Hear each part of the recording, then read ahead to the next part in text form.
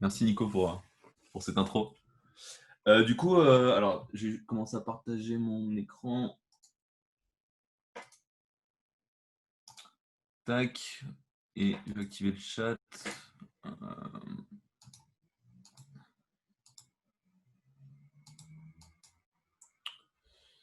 euh,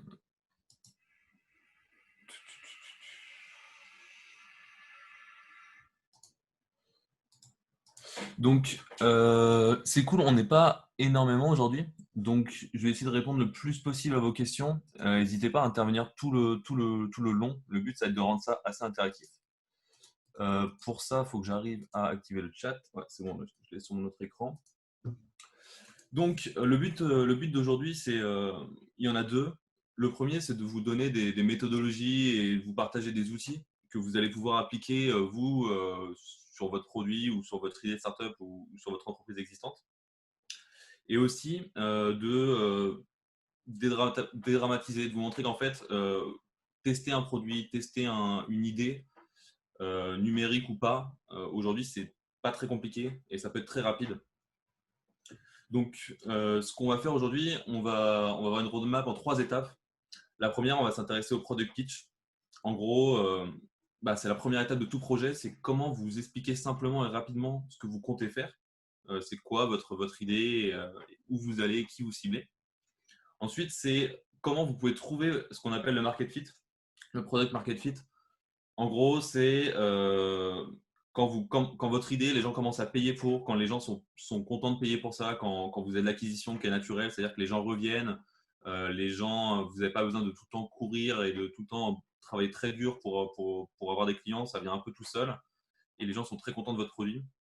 Et ensuite, une fois que vous avez des gens qui commencent à être prêts à payer, etc., comment vous pouvez scaler, comment en gros vous pouvez accélérer, c'est-à-dire que vous avez validé que votre idée marchait, que les gens étaient prêts à payer pour ça et qu'il y avait un réel intérêt. Comment vous accélérez pour créer le plus de croissance possible. Et ensuite, il y a un point qui n'en est pas vraiment un, c'est la mesure. Pourquoi ce n'est pas un quatrième point? Parce qu'en fait, mesurer, c'est quelque chose que vous allez faire tout au long de cette roadmap. La mesure, on va passer pas mal de temps là-dessus, mais c'est quelque chose de super important pour prendre vos décisions, etc. Et en fait, je vais essayer de vous montrer des outils et sur quoi se concentrer pour mesurer efficacement. C'est clair pour cette roadmap? Juste petite question avant de commencer. Est-ce qu'il y a des entrepreneurs? Est-ce que vous êtes plutôt là par curiosité ou est-ce qu'il y en a qui ont vraiment des projets de boîte concrets ou qui ont déjà leur boîte?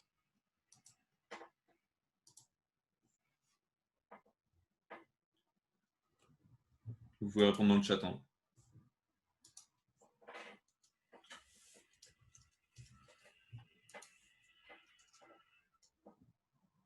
Juste par curiosité. Ok. Projet en tête. Bon, il y a des deux. Ceux qui ont des projets, si vous voulez, on va essayer de prendre un peu de temps. Donc, ce qu'on va faire, on peut essayer de l'appliquer sur vos boîtes. N'hésitez pas à poser des questions assez perso, même sur votre boîte. Ça fera pas mal. Je pense que les sujets peuvent être intéressants. Donc, sur le product pitch, il y a une sorte de méthodologie assez simple sur le product pitch qui va vous permettre de. Enfin, le product pitch, c'est le premier truc qui arrive. C'est-à-dire que vous avez une idée de projet, vous commencez à vous dire que c'est pas mal, vous dites que bon, ok, je vais essayer de passer un peu de temps là-dessus et potentiellement essayer de le développer et tester ce truc-là. Bon, la première chose qui se passe, c'est vous commencez à en parler aux gens. Et là, les gens vous disent bon, c'est quoi ton idée? Et là, généralement, si vous n'êtes pas prêt, vous commencez à bégayer, vous savez pas trop quoi dire.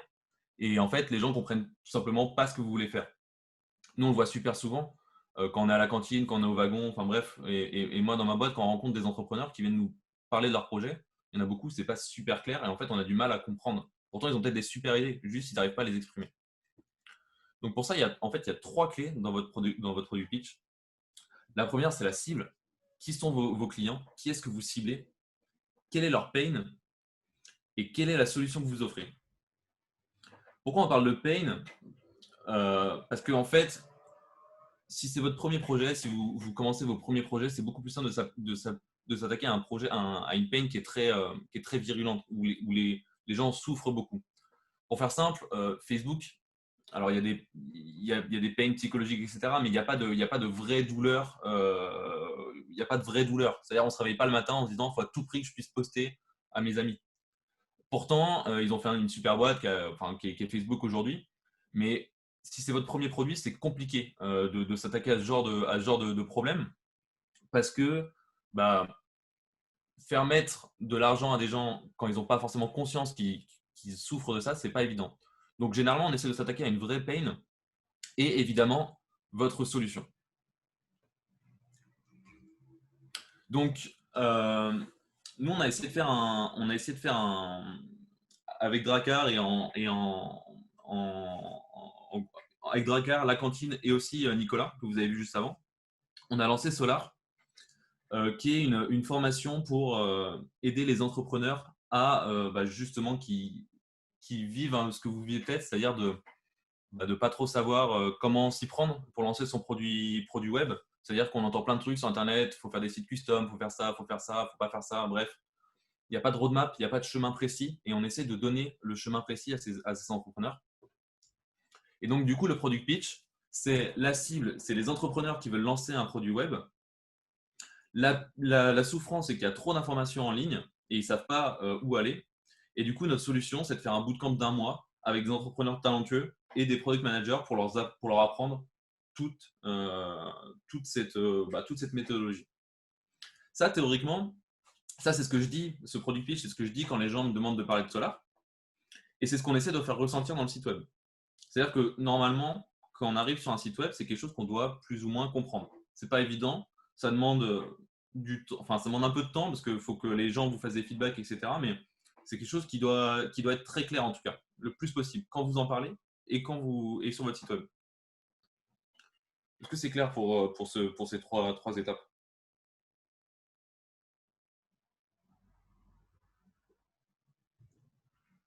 Ouais. Donc, si on prend le wagon, à votre avis, c'est quoi donc si on prend le wagon, là j'ai pris le part-time. Donc pour ceux qui ne connaissent pas, il y a le wagon classique en 9 semaines intensif, vous le savez sans doute. Ils ont aussi lancé un part-time qui est une formation en 24 semaines qui se fait sur les week-ends, en gros qui se fait pas sur le temps de travail. Ça permet de garder son travail à côté. Donc à votre avis, c'est quoi le product pitch de ça? Si on parle déjà si on parle de la pain, c'est que bah, c'est pas possible pour tout le monde de quitter son job, ou en tout cas, ça fait potentiellement, ils ont une famille, ou enfin bref, ils n'ont pas forcément envie de quitter leur job. Et donc, bah, certes, ils ont envie de changer de vie, mais en même temps, ils peuvent pas se permettre de tout quitter, ou en tout cas, ils ne pensent pas pouvoir se permettre de quitter tout ça maintenant, quoi. La cible, globalement, c'est les gens créatifs qui ont potentiellement envie de changer de vie. Et la solution, bah, c'est ce même bootcamp que le wagon, mais en part-time, en 24 semaines. Donc, si on prend la target, c'est les gens créatifs qui veulent apprendre des coding skills. Donc, on pourrait aller plus loin sur le détail de la target. Théoriquement, vous pouvez faire ce qu'on appelle un persona. Je ne sais pas si vous en avez déjà entendu parler, mais et une empathy map. C'est-à-dire vraiment essayer d'aller comprendre en profondeur, enfin, en tout cas, imaginer en profondeur votre client, c'est-à-dire votre cible, comment elle s'appelle, c'est quoi son âge, qu'est-ce qu'ils ont fait dans la vie, c'est quoi leur peur, leur volonté, leurs objectifs, etc. Mais juste les gens créatifs qui veulent acquérir des compétences dans la tech, ça suffit. La pain, bah, c'est qu'ils ont un job ou quelque chose à côté et qu'ils ne peuvent pas se permettre de faire un bootcamp en full-time. Et du coup, la solution, c'est un part-time bootcamp. Est-ce que c'est clair pour ce truc-là?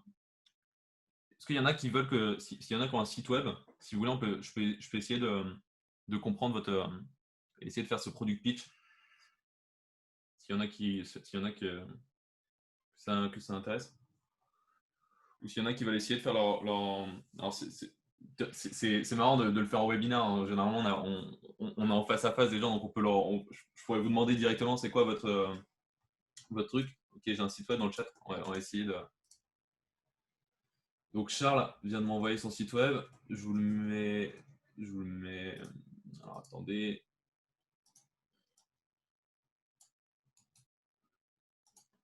Alors je vois que il y a des gens qui ont posé des questions dans les Q&A. Essayez de mettre ça directement dans le chat, vu que la plupart des gens sont là-dedans. Donc, revelhome.fr. Tac, je vous le mets là. Donc, confiez-nous le changement de vos ouvertures. 0 € de surcoût. Demandez un devis gratuit. Donc dans le chat, je vous laisse essayer aussi potentiellement de deviner c'est quoi le product pitch de ça. Donc, confiez-vous le changement de vos ouvertures. Donc en gros, c'est tout ce qui est porte, fenêtre et ouverture. J'imagine que c'est des réalisations et que vous prenez en compte aussi potentiellement le changement. Qui sommes-nous? Comment ça marche? Trop d'esprit, interlocuteur dédié. En gros, si je comprends bien, la cible, c'est les gens qui veulent que ce soit leur porte, leur fenêtre, bref, qui veulent en tout cas faire des changements dans leur maison, qui veulent pas se prendre la tête avec les travaux, avec la gestion et toute la recherche. Et du coup, vous, la solution, c'est de prendre en compte tout ça, quoi. Donc là, si on reprend donc c'est ça, Charles? Ok, super. Du coup, ça, pareil, donc là, c'est un site en tout cas, qui est plutôt établi. Mais ça tient en une phrase. La cible, c'est, j'imagine, les gens enfin, je ne sais pas si c'est des gens assez aisés, mais en tout cas, c'est des gens qui n'ont pas forcément envie, enfin, qui n'ont pas forcément beaucoup de temps. Enfin, ouais, c'est des gens, enfin, alors je sais pas c'est quoi la cible exacte, mais ça pourrait être des gens, admettons, de 30 ans, qui viennent d'avoir leur première maison. Leur souffrance, c'est qu'ils n'ont pas beaucoup de temps pour faire l'entretien, etc. Et du coup, la solution, enfin l'entretien, ils n'ont pas le temps de faire les travaux qu'ils voulaient, etc. Et la solution, c'est de prendre tout ça en charge. Donc ça, ce product pitch, normalement, vous pouvez l'appliquer à n'importe quel produit, quoi. Enfin, n'importe quel, et vous devez, en fait, si sur un site, vous n'arrivez pas à dégager cette cible, cette peigne et cette solution, bah, en fait, c'est un vrai problème parce qu'il faut bien comprendre que l'intention des gens elle est très limitée. Donc, si je ne comprends pas ça instantanément et que j'arrive sur un site web, bah, en fait, je vais partir. Et du coup, je ne vais jamais revenir et donc vous perdez des gens. Et on y reviendra après sur comment s'assurer enfin, comment vérifier si oui ou non les gens comprennent bien ce que vous dites. Ok, donc product pitch, c'est vraiment la première étape. C'est ultra important. Et, ça vous servira tout le temps. Admettons, vous allez voir Ben de la cantine demain pour entrer dans le coworking. Bah, faut que vous ayez ce product pitch en tête. Sinon, le but, c'est pas de vendre, hein, c'est juste que les gens comprennent ce que vous faites. Et ça va se retranscrire sur votre site web. Ok pour cette première partie, on passe au product market fit. Donc, pour ça, on va voir un framework. Le framework AR. Est-ce qu'il y en a qui ont déjà entendu parler de ce framework? Est-ce que vous le connaissez dans le chat? Pas du tout.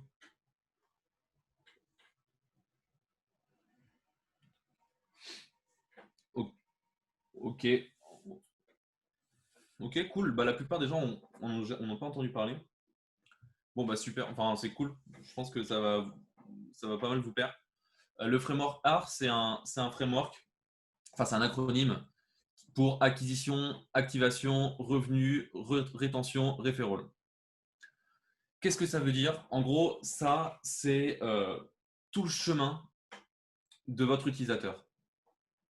C'est-à-dire que si on prend un utilisateur lambda, typiquement si on prend Revelhome, là, le site qu'on vient de voir. Bon, admettons, moi je viens d'avoir ma maison. Je connais pas du tout Revelhome. La première étape pour Revelhome, qu'on vient de voir, c'est de m'acquérir. Donc c'est d'aller me chercher. En gros, savoir, faut que je comprenne que Revelhome, ça existe. Donc il faut m'acquérir. Ça, c'est la première étape. Deuxième étape, ok, je sais que ça existe, mais maintenant, il faut essayer de m'activer. C'est-à-dire qu'il faut que je commence à me dire, ouais, j'ai peut-être j'ai peut-être besoin de Revelum pour moi. Enfin, ça peut peut-être être une solution. Et donc, potentiellement, je vais lâcher mon mail ou, je sais pas, je vais prendre rendez-vous avec un conseiller. Bref, en gros, c'est m'activer. C'est-à-dire passer de juste, je sais que ça existe, à je rentre dans le processus d'acheter. Ensuite, bah, si tout se passe bien, je vais payer. Donc, je vais faire appel à eux, je vais faire appel à leur service. Et l'idéal, c'est OK, ça s'est très bien passé, l'achat, je suis content, machin. J'ai changé, je sais pas, ma porte. Bah, en fait, j'étais super content et du coup, je vais revenir et je vais changer toutes mes fenêtres ou je vais changer toutes mes autres portes. Enfin bref, j'en sais rien. Mais en tout cas, je vais revenir. Et encore plus idéal, c'est en plus de ça, j'ai 5 amis qui viennent d'avoir leur maison et je vais aller les chercher et je vais leur dire bah écoute, moi j'ai fait affaire avec eux et je suis super content. Donc, enfin bref, je vais recommander le, je vais recommander Revelum à mes amis. Donc ça, c'est en fait, c'est tout le processus, c'est enfin, toute la vie d'un client. Il ne vous connaît pas à c'est plus ou moins votre meilleur client. Et en fait, ça, c'est 5 points qui sont super importants. Globalement, quand vous allez quand vous allez essayer de créer de la croissance, vous allez essayer plus ou moins en fait, il y a ces 5 points. Vous pouvez essayer de vous attaquer à ces 5 points tous ensemble. Généralement, vous allez essayer de comprendre le point de bascule, le point qui vous rapporte le plus d'argent sur le court terme. En gros, vous allez essayer de maximiser un de ces points et derrière, vous allez vous attaquer aux autres points. Mais quand vous êtes vraiment, donc ça c'est quand vous êtes établi, c'est-à-dire que vous vous concentrez sur un point, admettons, vous avez déjà une base de clients, et donc là vous allez vous demander, est-ce que j'essaie de maximiser surtout la rétention de ces clients, donc de les faire revenir, ou est-ce que plutôt je vais essayer d'aller chercher des nouveaux clients, donc je vais surtout essayer de faire l'acquisition. Ça c'est un point de bascule, faut essayer de mesurer qu'est-ce qui va vous rapporter le plus d'argent sur du court terme et sur du long terme. Mais ça c'est quand vous avez le luxe d'avoir déjà des clients. Par contre, quand vous êtes juste au stade de l'idée et que vous voulez passer à quelque chose que vous vendez, bon, bah, vous allez surtout vous concentrer sur l'acquisition, l'activation et le revenu. Pour l'instant, la rétention et les referrals, c'est quelque chose que vous allez essayer de mettre en place, mais on voit que c'est différentes étapes. Mais tout ça, ces 5 étapes, c'est un truc à avoir en tête parce que tout au long de votre boîte, que vous soyez énorme ou tout petit, vous allez vous positionner sur ces points-là. Et donc, c'est quelque chose à vraiment avoir en tête. Est-ce que c'est clair pour ce framework?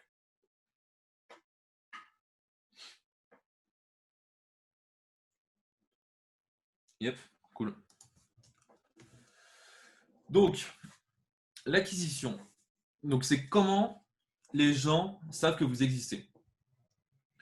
Il y a plusieurs étapes. Je vais essayer de vous montrer plusieurs trucs que vous pouvez faire. La première, c'est potentiellement faire des partenariats avec plus ou moins n'importe qui, hein. C'est-à-dire que euh, je ne sais pas, moi par exemple, enfin si on reprend Revelum, je sais pas, ça peut être un partenariat avec le roi Merlin ou j'en sais rien, enfin avec n'importe qui va parler de vous. Peut-être que le roi Merlin c'est un concurrent, c'est pas le bon truc, mais un partenariat avec je sais pas qui, mais qui va parler de vous. Typiquement, je sais pas, avec la cantine, euh, peu importe. Et en tout cas, faire en sorte que les gens parlent de vous avec des partenariats. C'est un bon point. Euh, c'est une super façon de faire ça. On y reviendra après, par contre, à comment mesurer ces partenariats, parce que potentiellement, ça va être des partenariats financiers. Et donc, on va s'attaquer à comment vous mesurez que ce partenariat va être bon ou pas bon pour vous. Parce que le but, c'est comme tout, hein, c'est d'avoir un retour sur investissement, quoi. Une newsletter, donc ça peut être toujours dans le cadre d'un partenariat, mais ça peut être d'apparaître sur une newsletter. Si vous apparaissez sur une newsletter, il faut que vous fassiez attention à plusieurs choses. Déjà, quand vous apparaissez sur une newsletter, on va vous parler, enfin la personne, enfin la newsletter sur laquelle vous allez apparaître va vous parler de son nombre d'abonnés. Admettons, ils ont 10 000, 1000, j'en sais rien, enfin, 10 000 abonnés. Ok, très bien. Premier truc à savoir, c'est quoi l'open rate. C'est-à-dire, quand vous envoyez un mail à ces 10 000 personnes, il y en a combien qu'on ouvre, enfin, qu'ouvre ce mail? Parce que, admettons, vous comparez deux newsletters, une à 5 000 abonnés, une à 10 000 abonnés.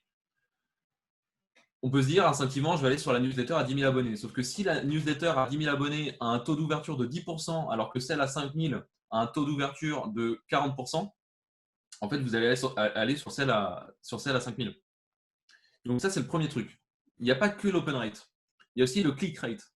ce qui vous intéresse vraiment en fait. C'est-à-dire que, évidemment, il faut que les gens, faut que les gens ouvrent les mails que la newsletter envoie. Mais ensuite, il faut qu'ils cliquent sur les liens qu'il y a dans cette newsletter.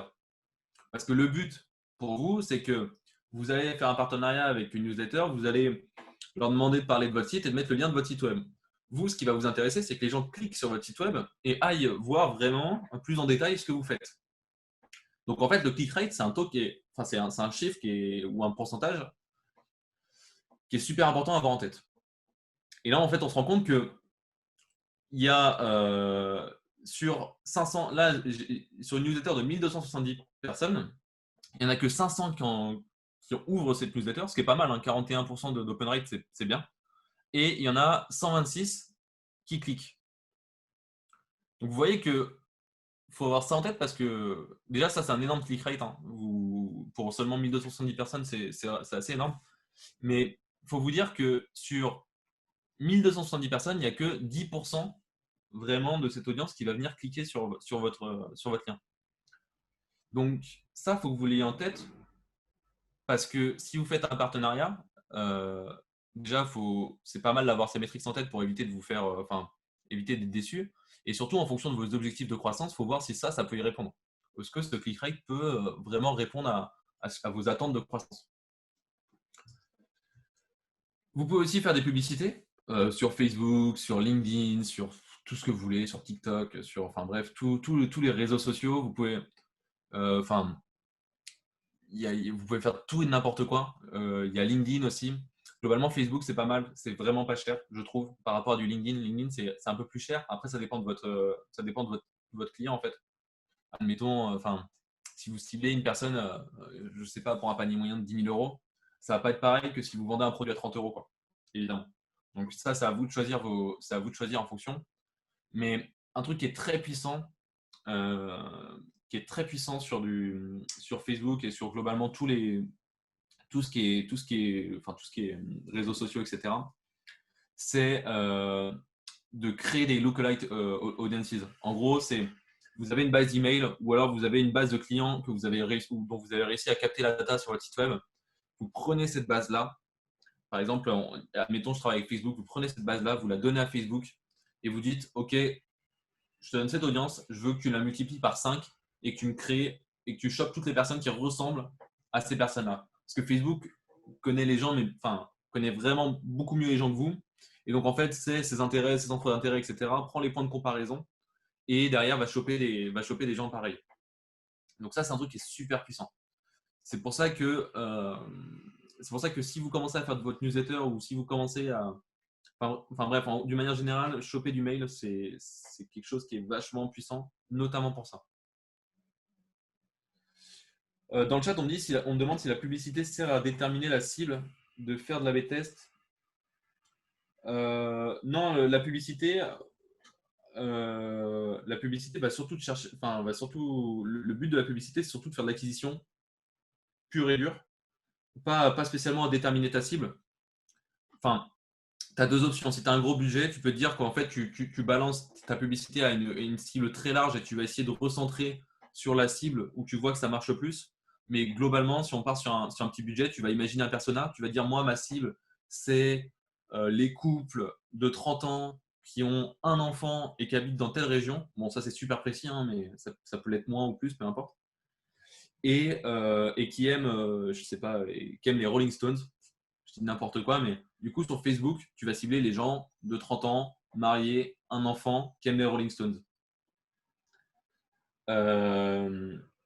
Et du coup, c'est ça que va faire la publicité. Là, ton seul but pour l'instant avec tes publicités, c'est de faire l'acquisition. Ensuite, au niveau de l'A/B test, alors l'A/B testing, je ne sais pas si tout le monde connaît, du coup, je reprécise. C'est en fait, pourquoi A/B? C'est comme si vous aviez deux pages. Admettons, vous avez deux publicités. Vous changez juste un petit truc. Par exemple, sur votre publicité, vous ne savez pas si vous devez vous voyez ou tutoyer les gens et vous ne savez pas c'est quoi le retour sur investissement de ce truc-là. Bon, vous faites deux pubs, une où vous voyez, une où vous voyez et une où vous tutoyez. Vous envoyez ces pubs-là à une audience en A/B test, c'est-à-dire que 50% de cette audience va avoir le vouvoiement et 50% va avoir le tutoiement. Et ensuite, derrière, en fonction des métriques bah, vous allez prendre vos décisions. C'est-à-dire, bon, bah, en fait, il faut que je tutoie les gens parce que ça convertit 5% de plus. Donc évidemment, il faut faire suffisamment de volume pour que ça ait du sens, mais l'A/B test, c'est ça. Et donc, faire de l'A/B test, c'est juste pour améliorer globalement ta publicité, quoi. C'est optimiser ta stratégie d'acquise. L'A/B testing, c'est quelque chose que tu fais dans un second temps. Dans un premier temps, tu détermines ta cible, tu essaies de maximiser, d'avoir des premiers retours, et ensuite, tu vas te rendre compte qu'il y a des points où tu n'es pas sûr, tu vas commencer à avoir des retours, et ça, tu auras potentiellement envie de les tester, et là, tu vas faire de l'A/B test. Est-ce que c'est clair, Christian, sur la réponse? Et Briac me demande si on a le droit de faire ça, d'envoyer des mails de nos utilisateurs à Facebook. Ouais, on a le droit d'envoyer les mails de nos utilisateurs à Facebook, ouais, pour créer des... Parce qu'ils ne sont pas partagés, ces mails. Hein. En fait, il y a un autre truc qu'on fait maintenant plus que de mettre des mails comme ça, c'est utiliser le pixel Facebook. Où en fait, c'est globalement quand vous allez faire des publicités avec Facebook, il y a un petit capteur sur votre site web qui va capter à chaque fois que les gens viennent de la publicité Facebook. Et donc derrière, il va sauvegarder le profil de toutes ces personnes-là. Et donc vous allez pouvoir demander de créer une lookalike audience à partir de tout ce qu'il a capté. Donc vous n'aurez même pas besoin de rentrer le mail en fait. C'est juste entre la pub et le pixel, vous allez pouvoir créer cette audience et la grossir. Ça demande un peu de croissance. Hein. C'est pas quelque chose que vous allez faire à partir de 10 emails. Il faut globalement, je ne sais pas c'est quoi le chiffre, mais il faut quand même avoir des gros. Enfin, je pense qu'il faut viser du 500, enfin du 1000 personnes, je pense.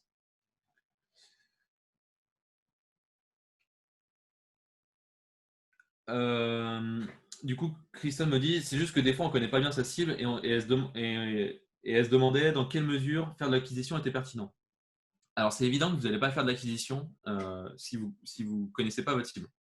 Après, si vous n'arrivez pas à préciser vraiment votre cible. Après, il y a deux cas. Le premier, c'est que vous êtes vraiment trop tôt dans votre process, c'est-à-dire que vous n'avez même pas vraiment réfléchi à votre cible. Et donc là, évidemment, il faut d'abord que vous définissez votre product pitch et imaginez c'est quoi votre cible. Vous pouvez vous pouvez faire ce qu'on appelle un persona. J'ai essayé de vous montrer à quoi ça ressemble. Et une empathie map pour vraiment aller préciser, vraiment préciser c'est qui votre cible. Tac.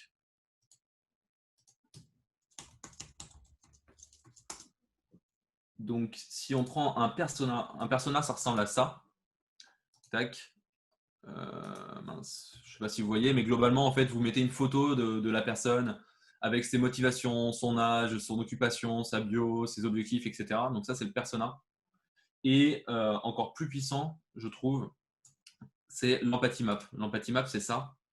En gros, c'est qu'est-ce que votre prospect ressent, pense, voit, entend, dit qu'il va faire, et ses souffrances et ses gains. Ça, c'est pas mal. L'empathie map, en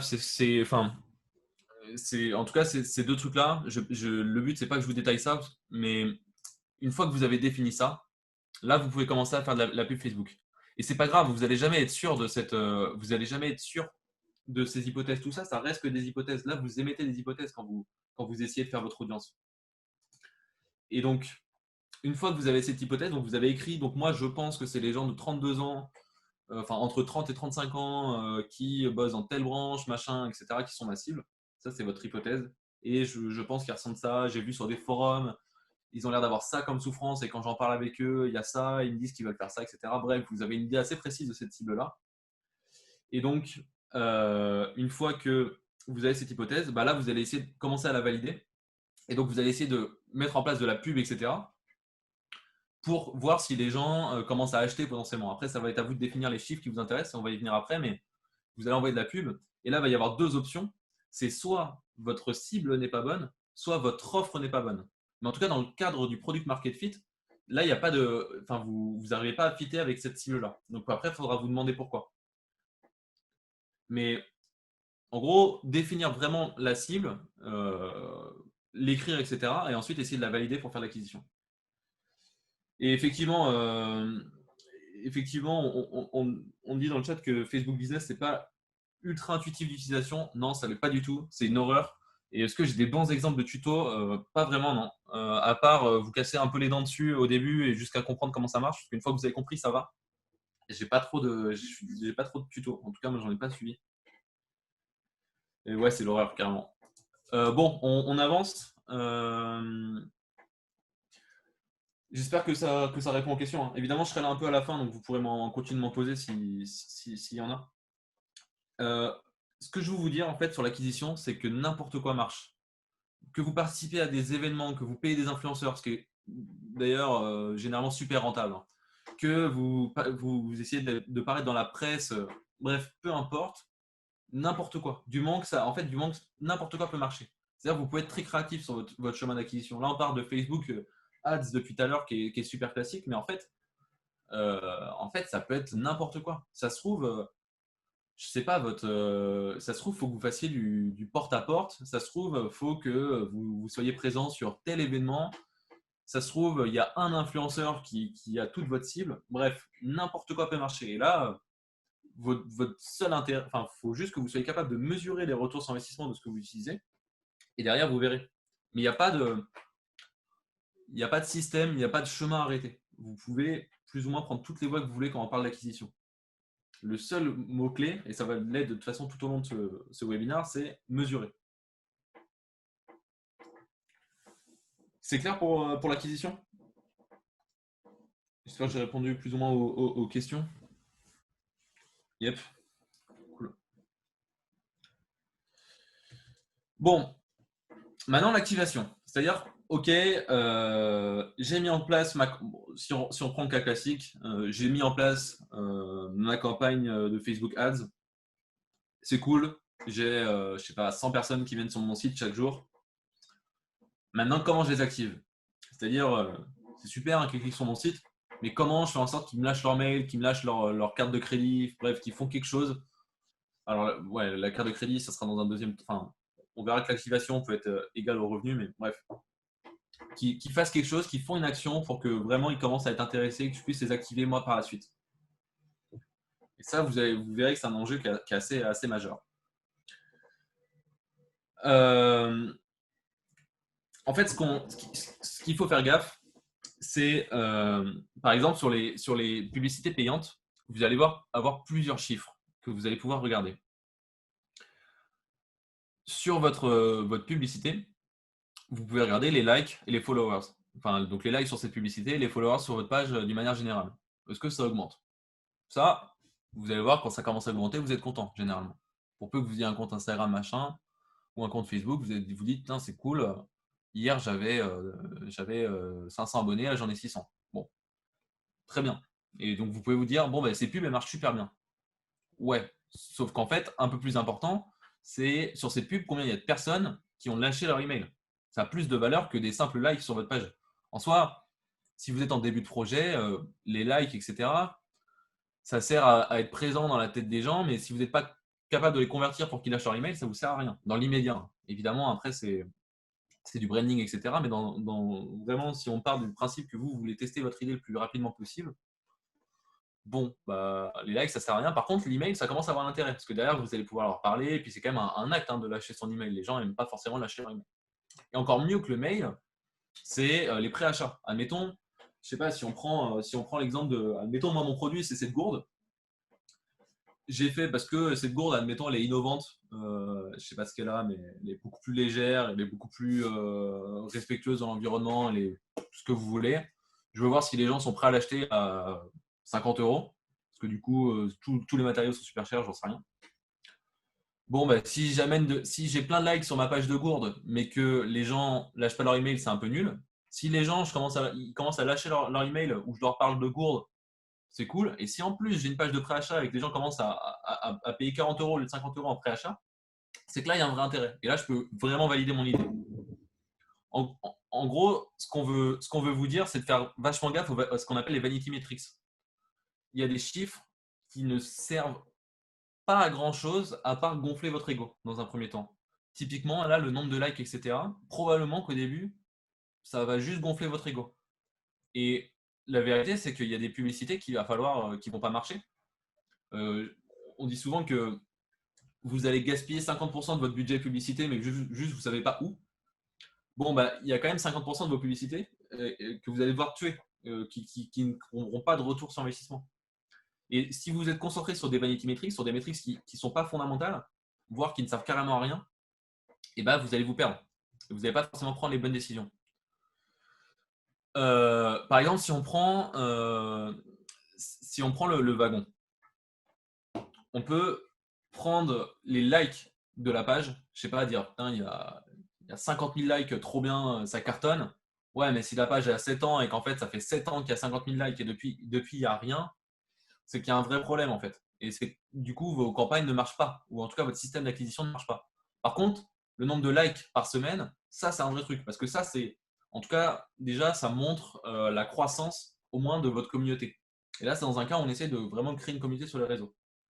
On pourrait regarder plutôt le nombre de personnes à postuler sur le site du wagon, qui serait beaucoup plus fort que le simple nombre de likes par semaine.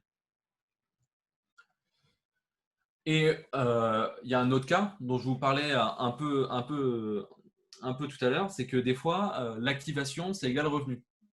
C'est-à-dire que vous avez deux options. Typiquement, si on reprend cette gourde-là, moi, je peux faire ce qu'on appelle une landing page, donc juste une page web où j'explique ce que cette gourde fait et pourquoi elle est super. Je peux juste leur demander de lâcher leur mail. Ou alors, je peux juste leur laisser l'option de précommander. C'est-à-dire juste de précommander. Et du coup, mon activation, c'est égal à mon revenu. C'est-à-dire que quand j'arrive à activer les gens, directement, ils achètent. Parce que c'est leur seule option. Pour la petite info, on demand, ça, c'est un truc qui n'existe plus, mais c'est quelque chose qui était fait pour le wagon où c'était des tutoriels en ligne, mais qu'ils ont arrêté de faire. Et du coup, donc c'est ce que je vous disais, là dans le cas de on-demand, les gens pouvaient juste pouvaient juste acheter, il n'y avait pas de mail ou quoi, et donc leur métrique, leur chiffre clé d'activation, c'était le nombre d'achats, tout simplement. Et donc pour voir si la croissance se passait bien, si les publicités se passaient bien, ils étaient uniquement concentrés sur les achats. Il n'y avait pas de question de regarder les mails, de comparer, etc.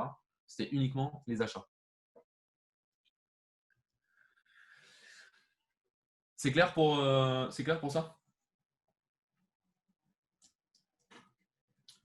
Globalement, vous avez besoin d'une place pour amener les gens. Là, je commençais à parler de landing page, etc. Vous avez besoin d'une place pour amener les gens, c'est-à-dire, je sais pas, vous avez votre idée et il faut que vous les ameniez d'un point A. Si on prend la newsletter, si on prend la publicité, donc soit de Facebook, soit du mail, bref, jusqu'à chez vous. Donc ça peut être tout, hein. Ça peut être une page Facebook, ça peut être une page Meetup, ça peut être un Kickstarter, bref, ou une landing page. Mais prendre les gens d'un point A et les amener chez vous, puis les activer. C'est-à-dire que quand vous allez faire de l'acquise, vous allez juste les prendre d'un point A et les amener à votre point B. Et ensuite, la deuxième étape, c'est de les activer. C'est-à-dire que maintenant qu'ils sont là, comment je fais en sorte qu'ils me lâchent leur email, qu'ils payent, bref, qu'ils font ce que je veux, quoi. Est-ce que c'est clair pour ce process? Ça fait beaucoup d'infos, hein, parce qu'on a beaucoup de sujets à couvrir, mais globalement, si on reprend comment je vous ai présenté le framework, c'est pas si, enfin, il faut pas que ça vous fasse peur ces trucs-là, quoi. Ouais, c'est clair. Bon, pour construire une landing page, vous avez, admettons, là, par rapport aux outils, page Facebook, page Meetup, Kickstarter, bref, ce que vous voulez, ça suffit pas pour plein de raisons, mais admettons, je sais pas, Kickstarter parce que ça se prête pas vraiment à Kickstarter et Facebook parce que c'est un peu trop light. Vous voulez vraiment votre page où vous présentez en détail votre produit. Et si on prend ma gourde, je veux vraiment juste présenter cette gourde en détail. Bon, bah du coup, vous avez deux options. Soit vous la construisez vous-même. Donc là, il y a plein d'outils. Il y a plein de ce qu'on appelle les CMS. Donc c'est des Content Management Systems. C'est des trucs qui vous permettent de créer des sites web sans coder. Je pense qui n'est pas dedans, mais vous avez sans doute vu des pubs pour Wix. Wix, c'est typiquement ce qu'ils font. En fait, ce qu'il faut surtout regarder sur vos outils CMS, c'est ce que vous êtes capable de mesurer. Si vous faites des campagnes de pub, si vous faites n'importe quoi, est-ce que vous êtes capable de mesurer vraiment le retour sur investissement de ces campagnes? Et donc, plus tard, là, je vais vous partager des outils pour mesurer. Mais ça, si vous utilisez les SMS, c'est le truc qu'il faut regarder. Alors, vous serez potentiellement un peu limité dans le design, dans tout ça. C'est pas forcément grave. Hein. Si on prend la gourde, si mon but c'est juste de valider si oui ou non les gens sont prêts à payer, fondamentalement, c'est pas si je mets du bleu à la place du rouge ou si je mets des carrés à la place de rectangles, j'en sais rien. Enfin bref, qui va changer si oui ou non les gens sont prêts à lâcher leur mail. Au début, vous allez chercher vos premiers fans. Et en fait, ces personnes-là, c'est pas grave que tout soit pas parfait. Et en fait, normalement, il faut vraiment que ça soit un peu nul. D'ailleurs, pour être, faut que vous ayez un peu honte de votre première landing page. C'est pas grave. Le but, c'est d'aller vite. Le but, c'est de bien poser vos hypothèses et de les valider le plus vite possible. Parce qu'un truc qui est super tentant quand vous allez créer votre produit, etc., c'est, vous verrez, il y en a qui ont déjà leur produit, mais il y a beaucoup d'ego là-dedans. Quand vous avez votre produit, vous êtes tenté de vous dire qu'il est super, que c'est juste pas la bonne cible, c'est juste pas quelque chose, mais bon, il faut que vous le développez encore. Et généralement, la solution, c'est de vous dire, ok, bon, là, les gens, ils n'achètent pas parce que, en fait, ma landing page, elle n'est pas belle. Ok, bon, du coup, vous la rendez belle. Ça y est, elle est belle. Bon, là, les gens, ils n'achètent pas parce que, en fait, il me faut une plateforme. Ouais, on va parler d'une plateforme, et en fait, il faudrait que j'ai une marketplace, que je mette des gens en contact. Bah là, vous mentez un peu à vous-même. Il faut être capable de. Il y a plein de possibilités. Hein. Ça se trouve, c'est juste votre cible qui est pas bonne, mais ça se trouve, c'est votre idée tout court qui est pas bonne. Ça se trouve, vous avez, je sais pas, vous avez inventé un parapluie à parapluie, quoi. Je sais pas, ce serait genre une housse qu'on met sur un parapluie. Bref, ça sert à rien. Et il faut faire super gaffe à ça. Et donc, c'est pour ça qu'il faut être très clair sur vos indicateurs clés. On parlait de vanity metrics, etc. Qu'est-ce que vous regardez et comment vous mesurez? Le but, c'est de tester le plus vite possible pour, pour prendre les décisions au plus vite. Si c'est pas votre. Euh, Normalement, au début, potentiellement, vous galérez un peu à trouver des idées, mais en fait, vous allez en avoir plein. J'en ai des dizaines tous les jours de produits, de boîtes que je pourrais lancer. Et, et en fait, la clé, c'est juste d'en tester quelques-unes, celles qui vous enthousiasment le plus et que vous pensez qui vont le plus marcher, et les tester. Faut pas tomber faut pas passer 6 mois dans un truc. Et en vrai, vous allez faire l'erreur. Hein. Enfin, tester, c'est beau. Moi, sur une de mes premières startups, c'est ce que j'ai fait. Je passé 6 mois à développer un produit et en fait, tout le monde s'en foutait. Donc, faites gaffe à ça. Bref, donc ça, c'est des outils CMS que vous pouvez utiliser. Ou alors, vous pouvez le construire vous-même. Euh, L'intérêt de le construire vous-même, c'est que vous allez avoir une maîtrise complète de tout ce que vous faites. C'est-à-dire que si vous construisez vous-même, vous êtes sûr que vous pouvez ramener tous les outils, n'importe lesquels, parce que vous avez le contrôle total sur ça. Et vous pouvez aussi choisir votre propre design pour le faire le plus personnalisé possible. Si on prend par exemple, si on prend Solar, donc le bootcamp dont je vous ai parlé en début, tac,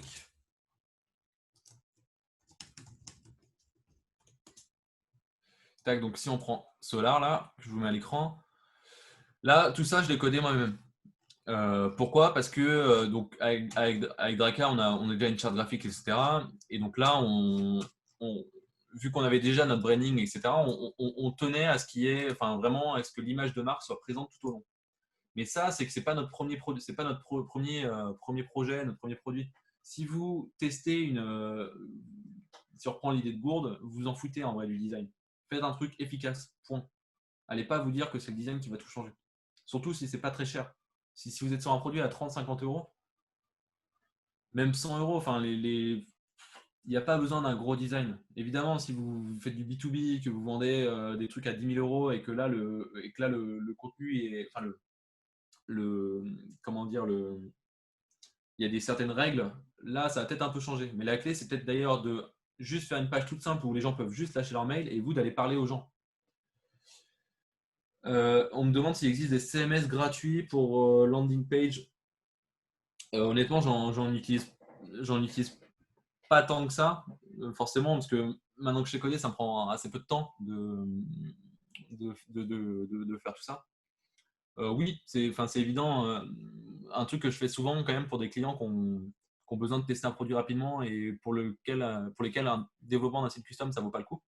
parce que je n'aime pas faire du code pour du code, je leur mets souvent WordPress avec Elementor et Ocean WordPress en thème. Donc le thème c'est Ocean WordPress, le plugin c'est Elementor, et là vous pouvez juste faire du drag and drop de vos éléments pour construire tout ça. Et donc là j'utilise les versions gratuites du thème et du plugin et ça marche super bien. Après dans les CMS à la Wix, etc., ça je n'en utilise pas, donc je ne peux pas vraiment dire. Et l'autre avantage de coder, c'est que c'est en fait avoir cette notion de base, une fois que vous les avez, ça va toujours vous servir. Et c'est bien de les avoir. Donc pour faire une rapide explication, le HTML, c'est vraiment le contenu de votre page. C'est donc sur France Solar, c'est vraiment tout le contenu, là, tout le texte, mais sans le design, sans la décoration. En gros, pour vous montrer Solar sans CSS, ça ressemble à ça. Ça, c'est que le HTML. Là, vous voyez juste le fichier HTML. Donc, c'est moche, mais il y a tout le texte. Le CSS, derrière, ça vient mettre en forme. C'est ce qui vient mettre les couleurs, le positionnement, etc.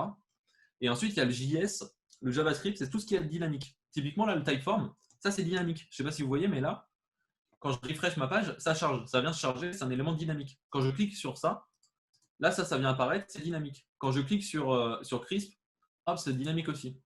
Tout ça, c'est des événements où je n'ai pas besoin de recharger ma page et pourtant, il y a des trucs qui apparaissent à mon écran. Donc ça, c'est JavaScript. CSS, c'est pour faire joli. JavaScript, c'est pour faire les animations.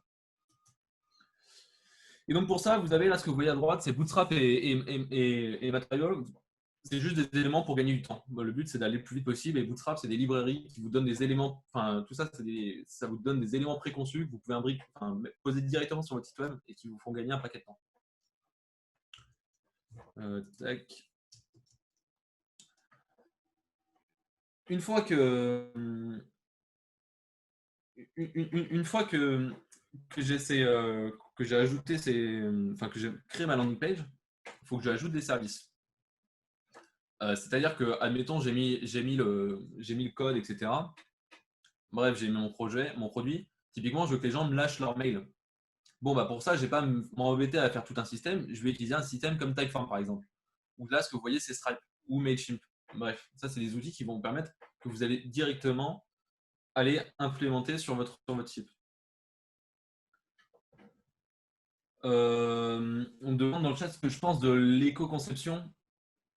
Bah, ce que j'en pense, je pense que c'est je pense que c'est un peu l'avenir. Enfin, que évidemment, ça va aller là-dessus. C'est des sujets qu'on essaie de traiter sur justement la sobriété fonctionnelle, sur comment on met le moins d'éléments possible.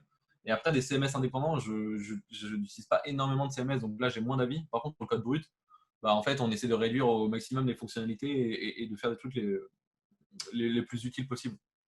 Mais je pense qu'on est qu'au tout début de tout ça. Mais que ça va prendre évidemment beaucoup de force dans quelques années, je pense. Donc, les services, c'est quelque chose qui vous fait gagner beaucoup de temps. Typiquement Stripe. Stripe, c'est un système de paiement. Je ne sais pas si vous connaissez Stripe, mais c'est quelque chose qui permet de recueillir les paiements sur votre page. Et c'est ultra puissant parce que vous n'avez pas envie d'avoir la responsabilité de prendre la carte bleue de quelqu'un. Et Stripe, ça vient se positionner sur votre site web. Ça fait en sorte que les gens mettent leurs infos de paiement. Et c'est Stripe qui gère tout ce qui est réglementation, etc. etc. Et vous n'avez pas à gérer ça. Typeform, c'est pareil. Vous n'avez potentiellement pas envie de vous embêter à faire un système qui renvoie un mail derrière de relance, qui pop quelque part. Bref. Et Mailchimp, pareil. Vous avez envie d'avoir une base d'abonnés. Mailchimp, c'est un truc pour la newsletter. Une base d'abonnés et d'envoyer ça aux gens. Donc le choix des services, c'est quelque chose d'assez primordial. C'est quelque chose qui vous fait gagner beaucoup de temps et c'est grâce aux services qu'on a aujourd'hui que vous pouvez en 2 heures créer une landing page et la tester. Donc là, le but, c'est que je vous montre quelques outils qui peuvent vous aider. On va passer rapidement, ils sont assez connus. Pour la newsletter, le plus connu, c'est Mailchimp, qui marche très très bien. Je vous laisserai vous renseigner, on vous enverra les slides. Le but, c'est juste que vous n'avez pas forcément à chercher si vous ne connaissez pas. Avoir des infos sur vos users, bah, moi j'utilise beaucoup Typeform. C'est assez cher si vous passez sur tout ce qui est payant. On est sur entre 30 et 75 € par mois en fonction du plan que vous choisissez. Mais c'est quand même pas mal, ça c'est bien foutu. Et ça s'intègre très bien avec d'autres choses dont on va parler plus tard. Pour le support, y a mon préféré, on va dire, c'est Crisp, parce que c'est une boîte nantaise. Mais globalement, si on prend Solar, là, c'est juste ce petit truc-là là, quand vous cliquez sur le site. C'est pas mal, ça permet d'en savoir plus en fait sur vos utilisateurs. Potentiellement, les gens vont, où ils seraient partis tout simplement, ils vont vous poser des questions. Donc, vous allez pouvoir typiquement vous regarder si votre message est clair, si votre produit pitch est bon. Donc, c'est pas mal pour ça le support. C'est pas obligatoire, hein, évidemment. Et pour le paiement, on va Stripe. Stripe, c'est les numéros 1 pour ce qui est paiement.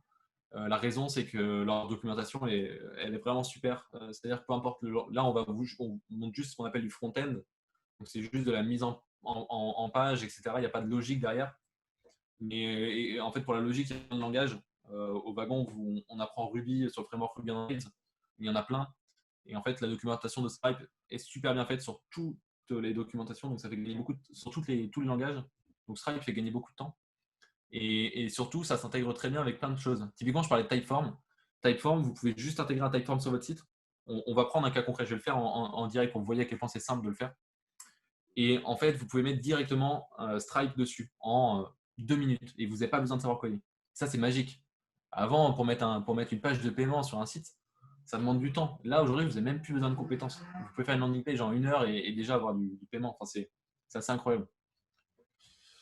Et l'analytics, donc ça, c'est le plus important selon moi. J'aurais tendance à dire que le support, etc., c'est plus ou moins facultatif. Ça dépend vachement de votre business. Par contre, un truc qui est jamais facultatif selon moi, c'est l'analytics.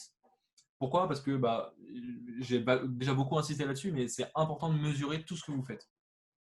Pour ça, il y a 3 outils principaux. Le premier, c'est évidemment Google Analytics. Ça, on va y revenir, mais sur qu'est-ce que vous pouvez mesurer. Globalement, vous allez mesurer, là, vous allez vraiment faire du quantitatif. Il y a Mixpanel, c'est pareil, c'est sur des événements, ça va être un peu plus précis. Que Google Analytics, c'est vraiment sur des événements, faire du quantitatif et un peu du quali, mais sur des événements plus précis.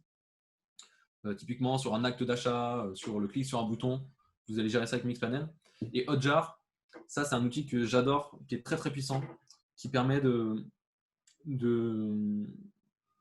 filmer des sessions utilisateurs. C'est-à-dire de façon anonyme. C'est-à-dire il y a des gens qui vont se connecter sur votre site et Hotjar va filmer leur écran et vous allez pouvoir regarder ce qu'ils ont fait. Et là, c'est génial. Vous allez vous rendre compte que les gens n'utilisent pas du tout votre site comme vous l'avez imaginé et donc vous pouvez itérer là-dessus. Et ça va aussi vous faire ce qu'on appelle une heatmap, c'est-à-dire de où est-ce que les gens cliquent le plus. Donc potentiellement, admettons que vous avez un call to action. Un call to action, c'est donc c'est un appel à l'action en français, c'est un bouton qui emmène les utilisateurs. En gros, il y a l'acquisition, vous amenez les gens, et ensuite il y a l'activation, vous voulez qu'ils fassent quelque chose, et généralement le call to action, c'est avec le bouton d'activation. C'est-à-dire il va y avoir un bouton pour lâche ton mail. Bam, ça, ce bouton-là qui dit lâche ton mail, et quand les gens cliquent, ils sont sur une page pour lâcher leur mail. Ça, c'est le call to action. Et donc, potentiellement, vous avez plusieurs boutons. Et en fait, avec Hotjar, vous allez pouvoir voir si les gens vraiment cliquent sur ces boutons ou s'ils cliquent ailleurs. Ça se trouve, votre call to action n'est pas du tout clair et les gens cliquent au mauvais endroit. Donc ça, c'est très puissant pour ça.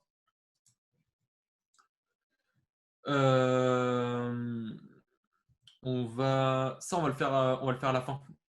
Enfin, à la fin, donc je passe pour l'instant. Est-ce que c'est clair là, sur toute cette partie?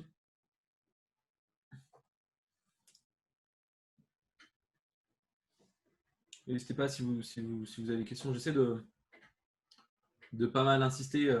Évidemment, je vous bourrine un peu d'outils, etc. Mais le but, c'est que là, c'est de vous donner, c'est de mettre dans votre boîte à outils plein d'outils. Et derrière, vous avez juste à piocher ce qui vous intéresse. Avec juste le point de focus sur mesurer. Justement, ce qu'on va aborder maintenant. Enfin, ce qu'on a mesuré tout du long, hein, c'est comment vous pouvez mesurer avec Google Analytics, etc. Et on va y revenir après. On va faire un cas un peu plus concret juste après. Donc, si on prend dans la mesure, pour mesurer comment est mon acquisition, on peut s'intéresser à pas mal de choses. Là, on est sur Google Analytics. Et donc, avec ce qu'on appelle les UTM, ça vous permet de savoir d'où proviennent les gens. Alors là, c'est pas on va y revenir après les UTM, mais là, c'est typiquement juste les sources. C'est-à-dire, les gens viennent en direct, les gens viennent depuis le moteur de recherche, ou les gens viennent depuis TechCrunch, etc. Ça, c'est ultra puissant. C'est un début de mesure, typiquement pour savoir si, est-ce que surtout que vous misiez sur du SEO, donc c'est le référencement naturel, c'est où est-ce que vous allez apparaître dans le page de recherche Google, ou est-ce que faut que vous misiez sur Facebook ou sur cette newsletter avec laquelle vous avez fait un partenariat. Ensuite, un truc que vous allez regarder aussi avec Google Analytics, c'est le bounce rate. C'est-à-dire, admettons que vous avez votre campagne de pub Facebook, et donc vous dites super, il y a 10 000 personnes, bon c'est beaucoup, il y a 1000 personnes qui ont cliqué sur ma pub. Ouais, sauf que sur ces 1000 personnes qui ont cliqué, j'ai un taux de rebond de 95%. Et là, il y a un problème. Le taux de rebond, c'est quoi? Bah, rebond, parce qu'en gros, faut imaginer ça, c'est votre landing page. Et les gens, ils arrivent et ils repartent direct. Ils rebondissent sur votre page. C'est-à-dire qu'ils ne font aucune action, ils arrivent et bam, ils repartent instantanément. Donc en fait, c'est-à-dire que le clic que vous avez eu sur votre publicité ou sur la newsletter, sur ce que vous voulez, a eu aucun intérêt. Les gens sont arrivés, ils sont repartis direct. Donc ça, c'est quelque chose que vous allez mesurer avec Google Analytics. Est-ce que sur cette page, j'ai un taux de rebond depuis cette campagne, les gens qui viennent de cette campagne, c'est quoi mon taux de rebond? Et là, si votre taux de rebond est élevé, il peut y avoir plusieurs solutions. Soit c'est que votre proposition de valeur n'est pas du tout claire, les gens ne comprennent pas ce que vous voulez vraiment faire. Soit c'est que le prix est trop élevé. Enfin bref, tout du long de votre produit, vous allez mettre des hypothèses, que ce soit au niveau du prix, au niveau de la cible. Et votre but, c'est de prendre le plus de data possible pour mesurer si oui ou non ces hypothèses que vous aviez faites sont bonnes. Et donc le taux de rebond, c'est une des choses que vous pouvez regarder. Si on regarde à quel point mon activation est bonne, bah là, ce que vous allez mesurer, c'est probablement surtout votre taux de croissance de votre liste email. Admettons, l'activation, c'est juste que les gens lâchent leur mail. Là, c'est assez simple. Si je regarde sur mon revenu, n'hésitez pas à poser des questions dans le chat. Hein. J'avance, mais vraiment, enfin, n'hésitez pas. Donc pareil, revenu, bah là c'est assez simple. Hein. C'est quelle est ma courbe de revenu? D'où viennent est-ce que c'est en croissance, en fonction des sources, etc. Et vous pouvez segmenter en plus. Et donc un truc qui est ultra important pour mesurer, c'est la construction d'UTM. Est-ce qu'il y en a qui savent ce que c'est les UTM?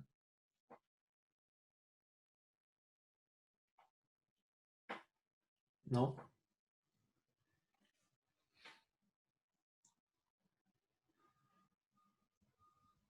Les UTM, c'est un truc qui va vous... Enfin, en fait, si vous voulez, vous avez vos URL et c'est un petit truc qu'on rajoute après l'URL, pour savoir d'où les gens viennent. C'est quelque chose qui est ultra important parce que typiquement, vous faites un partenariat avec la newsletter. Si vous ne mettez pas d'UTM, vous ne pouvez pas savoir avec précision qui vient de cette newsletter. Ou alors, il faut demander à la personne qui détient la newsletter parce qu'elle a probablement cette data sur le taux de clic sur votre lien. Mais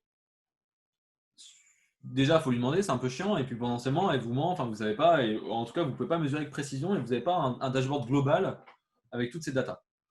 Et les UTM, c'est un petit truc que vous allez rajouter après.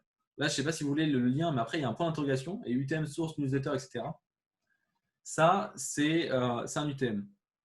Et en fait, l'UTM, ça va permettre, typiquement, si on reprend là l'acquisition, ça vous permettre, par exemple, dans Google Analytics, de savoir avec précision qui vient de cette newsletter. Ça vous permet de savoir avec précision qui vient de cette publicité Facebook. Admettons que vous en avez 5, vous pouvez savoir que c'est la numéro 2 qui vous ramène tout ça. Vous pouvez tout segmenter. Et du coup, là, on parlait d'A/B test, mais rien qu'avec ça, avec vos plusieurs publicités, vous pouvez tester différentes choses et voir ce qui marche le plus. Et ensuite, itérer.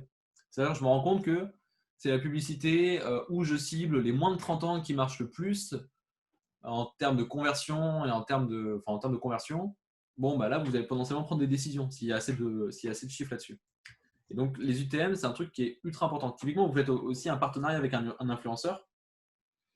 Vous faites un partenariat avec un influenceur et donc il vous partage son lien, il partage votre site dans une vidéo.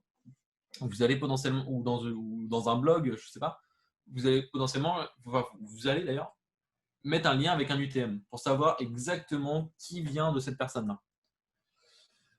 Donc, comment on met ça comment on met ça en place?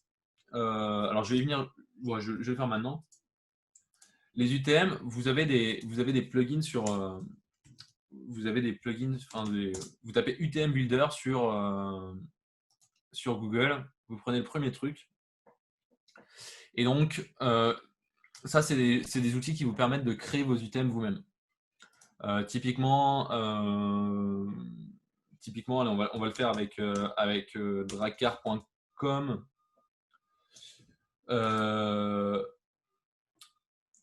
Donc, comment on construit un UTM?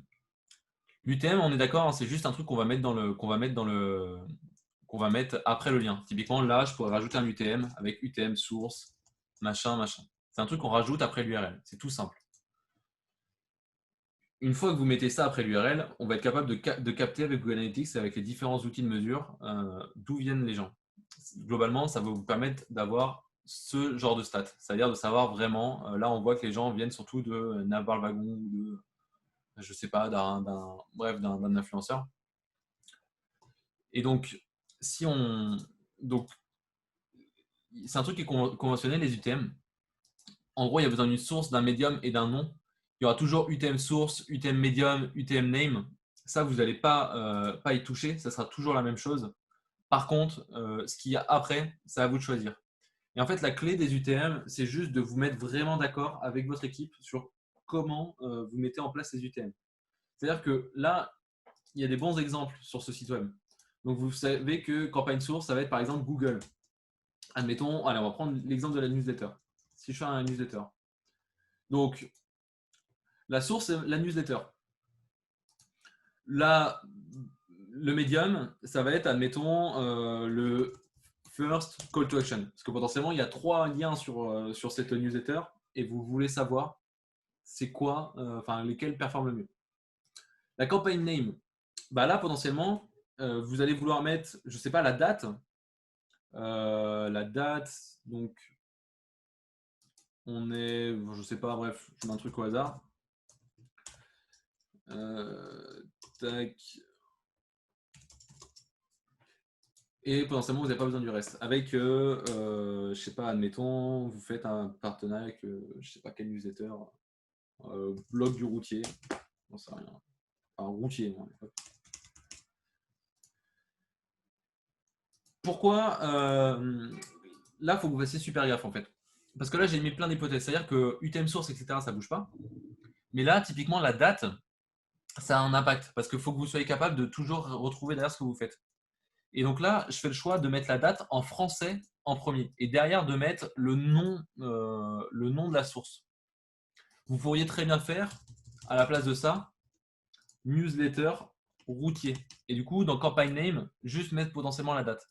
Ce serait pas ultra judicieux, mais c'est pas très grave. Du moment que vous êtes tout en consistant dans la construction de vos UTM. C'est un truc qui est pas évident comment dire, à expliquer, mais c'est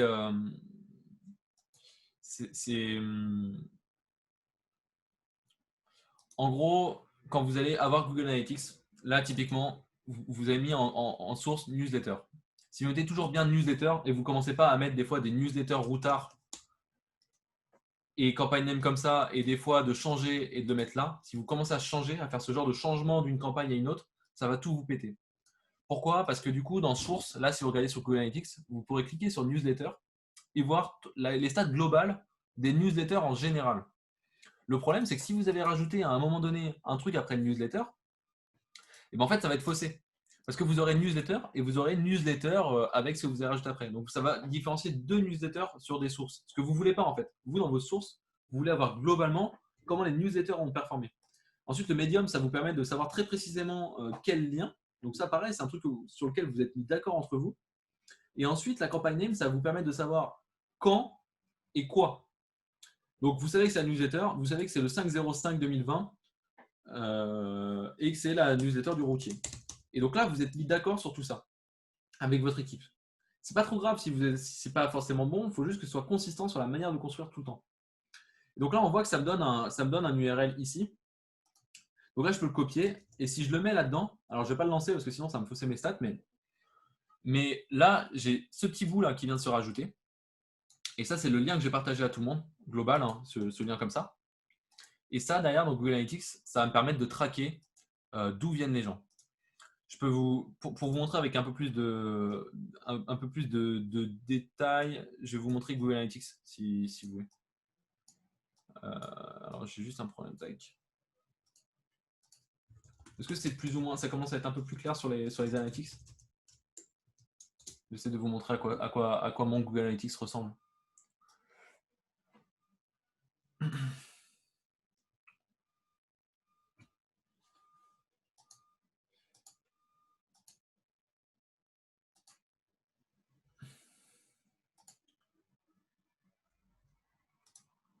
Alors, je suis sur le compte d'un client. Bon, je vous montrerai ça peut-être après. Parce que là.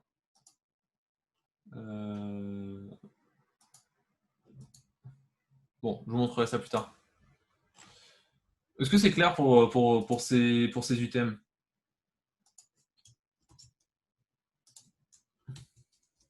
Ouais. Ok, cool. Bon, c'est pas grand-chose, hein. C'est juste un petit bout à rajouter après votre URL. Mais ça vous permet de tout mesurer.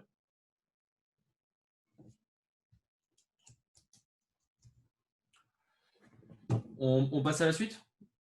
Ou vous voulez qu'on revienne sur un point?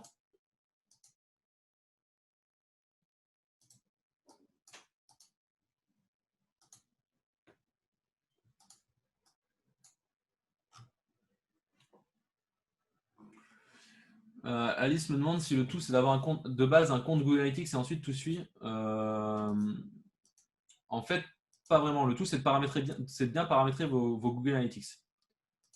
Enfin, c'est bien paramétrer vos items, pardon, pas du tout les Google Analytics. Une fois que je vais essayer de vous montrer à quoi ça ressemble globalement mon Google Analytics. Tac. Si on regarde mon Google Analytics, personnalisation, rapport personnalisé, enregistrer plutôt. Tac. Si on regarde mon Google Analytics, là, alors, est compris par source par exemple. Alors là, là, on n'a pas lancé de campagne de pub ce jour. On va plutôt regarder là-dessus. Bon, bref. En tout cas, là, on voit que dans mes sources, j'ai facebook.com, etc. Si je regarde sur des sources support, là, typiquement, bon, alors là, on est que sur cette période, on n'a pas fait beaucoup de pubs, mais c'est pas trop grave. Là, on voit que typiquement, j'ai un truc avec le source et le support, et je sais que j'ai 2 personnes qui sont venues aujourd'hui de la newsletter de la cantine. Et ça, c'est possible de l'avoir dans Google Analytics parce que, euh, parce que j'ai mis un UTM sur l'URL que m'a partagé la cantine. Là, pareil, j'ai le LinkedIn de Timon Robic, bref, de qui vous voulez, et c'est valable parce qu'on leur a filé des UTM à mettre dans les posts qu'ils nous ont partagés. Et en fait, d'ailleurs, c'est assez intéressant parce que typiquement, le 9e, c'est quelque chose qu'on a fait il y a très longtemps, et aujourd'hui, ça ramène toujours du clic. Et ça, je le sais grâce à ces fameux UTM. Mais là, je vous montre Google Analytics, c'est pareil avec d'autres outils de mesure. Là, Google Analytics, c'est le plus gros, évidemment, mais en fait, vous pouvez avoir cette data sur n'importe quoi, à partir du moment où vous avez les UTM et que vous avez un tracker sur votre site. Est-ce que c'est un peu plus clair? Cool. Bon. Maintenant, vous avez maintenant, on sait globalement les outils que vous pouvez utiliser. Vous savez qu'est-ce que vous allez utiliser, vous savez quand vous allez tester, vous avez en place votre process d'acquise. Maintenant, il faut prototyper. C'est-à-dire que vous avez une idée globale comment vous allez faire tout ce processus-là avec les outils, etc. Mais maintenant, il faut le créer. Alors, on a des dans le chat, on me demande si le tout c'est d'avoir un compte Google Analytics ensuite tout suit. Ouais, en fait, une fois que vous avez mis le bout de script parce qu'en fait, le Google Analytics c'est un bout de JavaScript que vous allez mettre sur votre site web. Ensuite, ouais, vous allez avoir plus ou moins toutes les datas dont vous avez besoin. Et ensuite, à suivre, ça va vraiment dépendre. si vous faites une campagne de pub, vous allez quand même être assez intéressé au bounce rate, donc le taux de rebond, et au nombre de personnes qui derrière viennent lâcher leur email. En fait, c'est à vous de définir. C'est en fonction de tout votre process. Vos métriques, vous n'allez pas regarder les mêmes métriques si votre but c'est juste de créer de la croissance sans parler de faire des achats, ou si votre but c'est vraiment que les gens achètent directement. Et c'est à vous, vous avez tous ces outils. Google Analytics c'est très puissant, enfin tous les outils de mesure sont très très puissants, et c'est à vous de définir quels outils, enfin quels points clés vous voulez mesurer. Et en fait, généralement, il faut vous focaliser sur vraiment un outil de mesure dans un premier temps. Enfin, un métrique. Donc, maintenant, on passe au prototype. Comme je vous le disais en début de vidéo, en début de webinar, les services, c'est quelque chose qui vous fait gagner beaucoup de temps. Maintenant, on a vu Typeform, on a vu Stripe, on en a vu quelques-uns quand même. Vous n'avez pas besoin de tous les mettre. Le but, c'est d'en mettre le moins possible.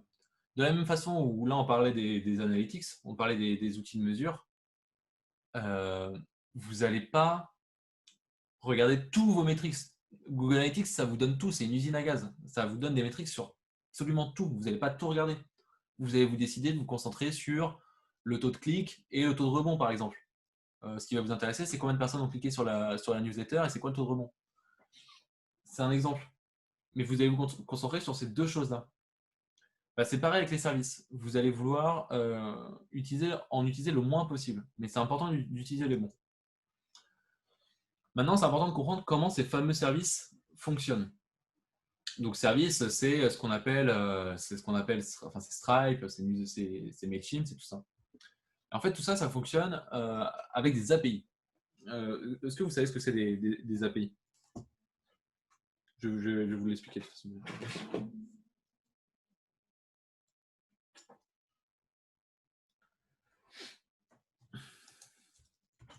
Tac.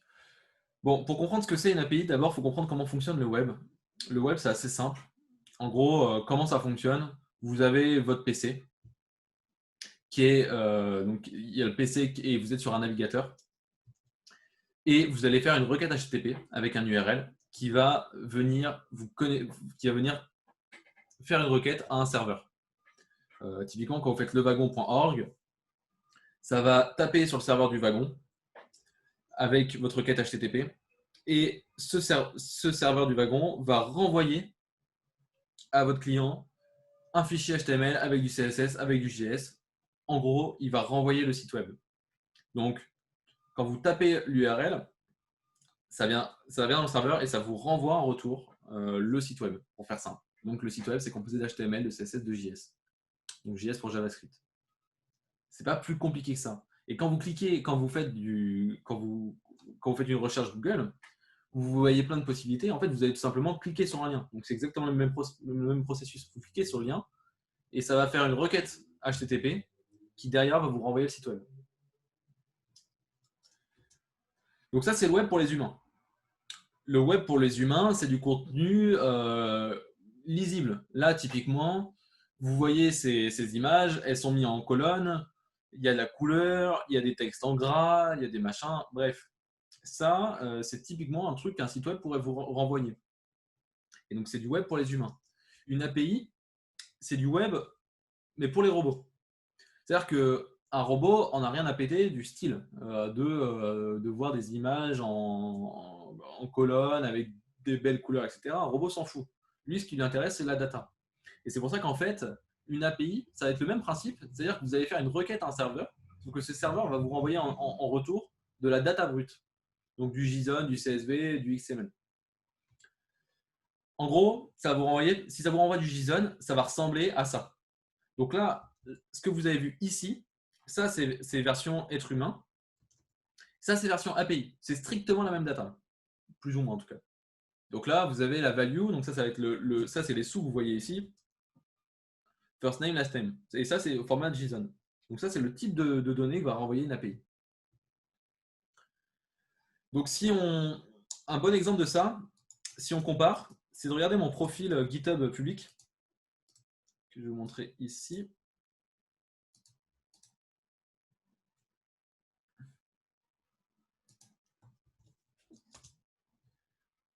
Donc ça, c'est mon profil GitHub, où là, vous voyez les différentes entreprises pour lesquelles je bosse ou que je possède. Vous voyez ma grosse tête, vous voyez le nombre de repositories que j'ai, France, etc. Bref, ça, c'est la version humain. Et maintenant, si je tape dans l'API de GitHub, l'API de GitHub, donc c'est /user/Ménard. Bam, là, c'est la même data, mais fournie en JSON. Et vous retrouvez globalement les mêmes choses. Hein. Par exemple, là, si je clique là-dessus, c'est juste ma grosse tête. Et si vous regardez les différents métriques, Nathan Ménard, Drakkar, vous pouvez trouver les différentes entreprises pour lesquelles je bosse et vous retrouvez strictement la même data. Donc ça c'est une API. C'est ce qu'une API va vous renvoyer. Et pourquoi c'est important de savoir ce que c'est les API? C'est qu'en fait, tous les services dont on vous a parlé, en réalité, ça fonctionne via des API. Vous allez me dire, ok, très bien, moi je comprends que les robots peuvent comprendre ce que c'est une API si je le code, parce qu'en fait, le robot, ça va être ni plus ni moins votre code, enfin votre site web. Vous allez vous dire, ok, c'est super, mais moi je ne suis pas développeur, pour l'instant. Mais comment je fais du coup? Parce que je comprends, ok, les API, pour faire simple, c'est en gros, vous avez votre système électrique, c'est-à-dire que votre site web, c'est le système électrique. Et donc, vous avez une prise et vous allez vouloir brancher dessus l'API en question. Mais sauf que vous n'êtes pas développeur. Donc, vous êtes un peu, coincé, quoi. Et en fait, ce qu'ils font, pour vous simplifier la vie, et que forcément, c'est dans leur intérêt, parce que du coup, ils ont de plus en plus d'utilisateurs, ils vous donnent un bout de code directement à mettre sur votre site. Et pour ça, on va prendre un exemple. Alors, je vais juste... Tac. Donc, pour ça... Tac. Hop.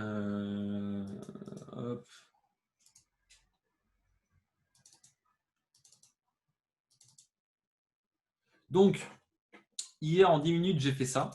Donc, pour ma fameuse gourde, j'ai fait une mini page. Hein. Bon, je l'ai fait vraiment je pense que j'ai plutôt 10 minutes que 20 minutes. Bref, j'ai fait ça vite fait.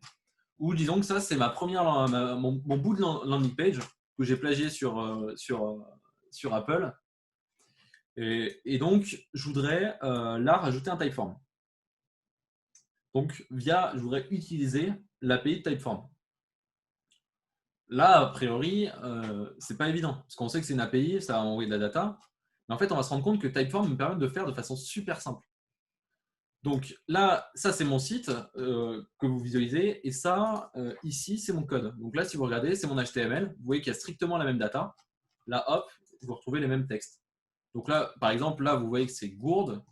Si je change et que je mets 3 œufs et que je rafraîchis ma page, bam, ça vient apparaître. Bon, forcément, ça casse un peu tout, mais vous voyez que c'est lié à ce fichier-là. Donc, ça peut très bien être un truc que vous avez codé vous-même. Hein. Vous regarderez sur les différents webinaires du wagon, mais il y a un truc qui s'appelle landing page en 2 heures. Vous êtes capable, à la sortie, de faire des trucs comme ça, hein, très rapidement. Donc, maintenant, il me suffit de me connecter sur Typeform.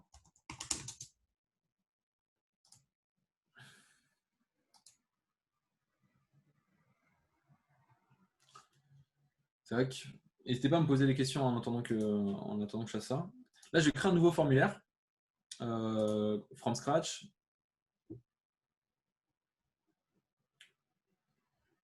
Alors, attends juste que ça charge.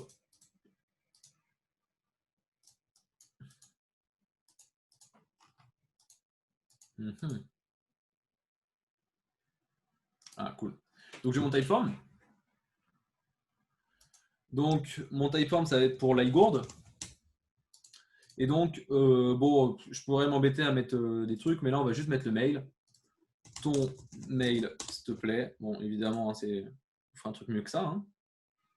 Donc là, je la publie. Et donc là, maintenant, je vais cliquer sur... alors, c'est pas sur Connect, je me suis trompé. Je vais cliquer sur Share. Donc là, il me dit, tu as plusieurs options.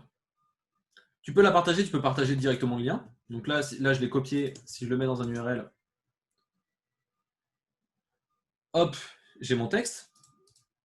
Mais je peux directement le mettre sur une web page.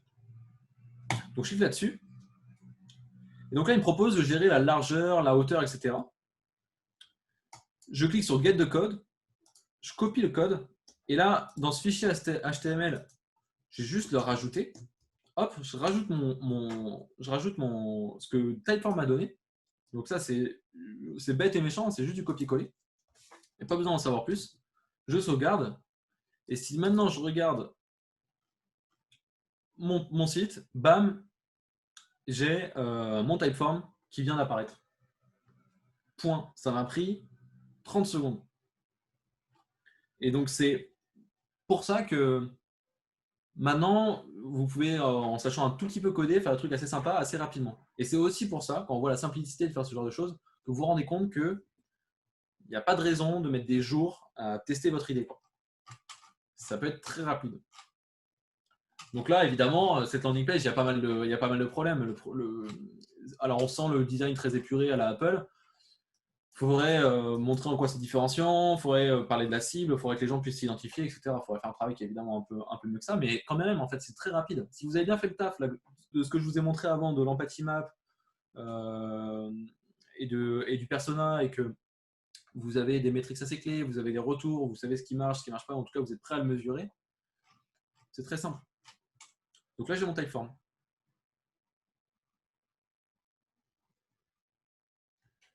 Est-ce que c'est clair là, pour ce petit truc c'est un truc que je vous montre parce que quand on parle d'API, etc., on a souvent tendance à se dire que c'est forcément compliqué et que je dis que c'est facile parce que je suis développeur, mais mon but c'est un peu de vous prouver que non, c'est pas. Effectivement, en fait, là, le gros avantage, pour être honnête, d'être développeur, en plus de savoir coder, c'est surtout de savoir aller chercher l'information et d'aller chercher enfin, de ramener d'être malin en fait sur ce que vous appliquez. Et alors, Briac me demande où sont stockés les mails. Et ben regarde, là, admettons, je lâche mon mail. Donc, nathan@dracar.com. Hop, je l'envoie. Et là, maintenant, si je regarde sur Typeform et je vais dans Results, bam, j'ai une réponse. Ton mail, s'il te plaît. Tac, tac, tac. Réponse. Là, je clique ici sur réponse et hop, j'ai mon mail. Et donc, en fait, tout. Si tu veux, quand tu bosses avec des API, tout ce qui est stockage, c'est stocké sur les serveurs de l'API en elle-même. Donc, sur Typeform, là, c'est Typeform qui stocke mes réponses. Donc là, c'est sur du mail, on pourrait se dire qu'on pourrait vouloir les stocker nous-mêmes, mais typiquement, si on prend Stripe, qui gère du paiement, c'est eux qui gèrent, alors qui vont stocker les cartes de crédit, etc. Donc, ils vont les encrypter, tout ça, mais c'est sur les serveurs de Stripe. Donc, toi, tu n'as pas de responsabilité là-dessus. Cool. Et on dit, ouais, surtout le gain d'argent quand on sait coder. Bah ouais, en fait, alors, on y reviendra un peu enfin, mais oui, ça vous fait gagner un peu d'argent et puis surtout, vous avez la maîtrise sur ce que vous faites. Quand même derrière vous déléguez, vous maîtrisez beaucoup mieux ce que vous faites. C'est quand même assez agréable.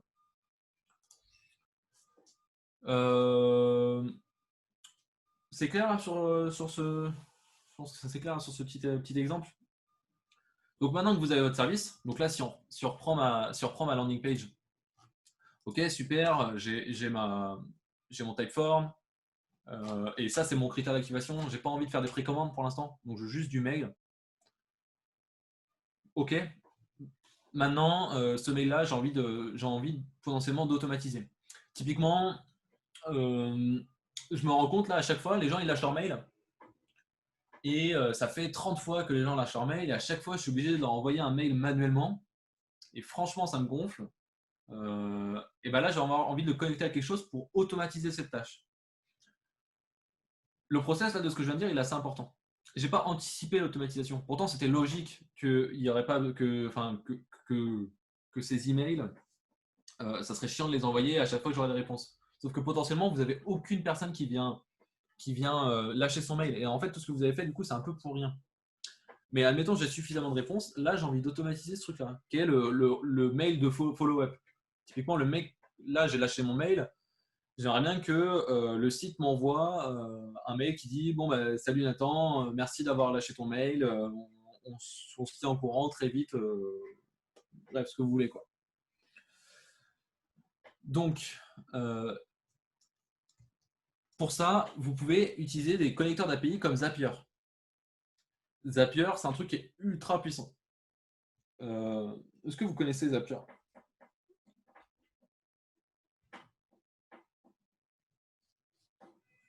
Ouais. Tout le monde connaît? Ouais, Zapier ou d'autres, hein. Je vous montre Zapier parce que c'est le plus connu, mais, euh, mais il y en a d'autres, hein, qui font. Enfin, c'est des connecteurs d'API, hein, évidemment, hein. Dans tous les services que je vous ai montrés, je vous parle de Typeform depuis tout à l'heure, je vous parle de Stripe. Il y a tout le temps des équivalents, hein, ce que je vous montre. Il n'y a jamais, même Google Analytics, hein, il y a des équivalents pour tout. Donc, oui, Zapier ou autre. Bon, Zapier, vu qu'il y a quand même des personnes qui ne connaissent pas, Zapier, c'est un outil qui vous permet de connecter des API. Typiquement, là, j'ai envie de connecter mon API Typeform à l'API Gmail. J'ai envie que ce soit Gmail qui envoie mes mails. Bon, bah ça, c'est assez chiant à faire normalement, mais avec Zapier, c'est tout simple. Donc, alors, du coup, on va pas faire une use case de Dracar.com. Ce qu'on va faire, c'est on va essayer de connecter ce Typeform via Zapier à du mailing. Donc, pour ça, il me suffit de me connecter sur Zapier. Tac. Alors, je ne sais pas si je suis en payant ou gratuit avec ce compte-là. On va voir. Donc là, je regarde juste si j'ai des apps.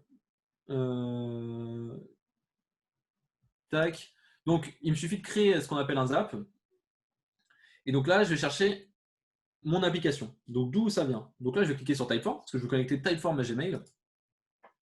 L'événement, c'est une nouvelle entrée. Donc, si je regarde le détail, c'est quand une forme est soumise. Donc, quand quelqu'un lâche son mail, pour faire simple. Je continue. Typeform account, donc je viens sélectionner Nathan Dracar que j'ai déjà connecté. Hop, je continue. Là, je viens choisir la forme qui m'intéresse. Donc c'est iGourd, c'est ce qu'on a créé tout à l'heure. Je continue. Bam. Alors on peut tester, mais j'ai pas envie. Allez, on va tester, sinon il va pas me laisser. Hop, je teste. Là, hop, ça a testé ma data. Super, il est content, il a trouvé. Maintenant, je vais connecter à Gmail. Hop, donc Gmail. Je veux que ça envoie un email. Mon compte, ça va être le compte que j'ai déjà connecté. Donc nathan@dracar.com. Custom email, donc tout. Bah là, c'est pas compliqué. C'est la réponse. Donc nathan@dracar.com. En fait, là, on voit que Typeform fournit, donc via l'API, hein, vous imaginez que c'est de la data brute, mais que Zapier me met de façon jolie. Il envoie trois trucs. Il envoie la date à laquelle ça a été envoyé. Ça, je m'en fous. Il envoie la réponse à cette question. S'il y avait d'autres réponses, il créerait des nouvelles cases pour ces réponses-là. Et le token. Bon, le token, vous vous en foutez. Et donc là, à nathan@dracar.com, c'est tout. CC, j'en mets pas. From, je vais mettre nathan@dracar.com. Le nom, je vais mettre Nathan Ménard, ou juste Nathan, peu importe. Ou alors je pourrais mettre Nathan Dracar. Reply to, je veux qu'il réponde directement à mon adresse mail, à moi. C'est-à-dire que comme ça, si les gens décident de répondre à ce mail-là, bah, ils pourront. Et le sujet, c'est merci de ton inscription. Body, hola, test. Hein. Là, le but, c'est pas. Allez, hola, merci beaucoup. Tac. Signature, on s'en fout, on va pas en mettre. Label, on s'en fout. Attachment, on s'en fout. Continue. Hop, on va tester. Got header value contain. Alors, j'ai fait une petite erreur.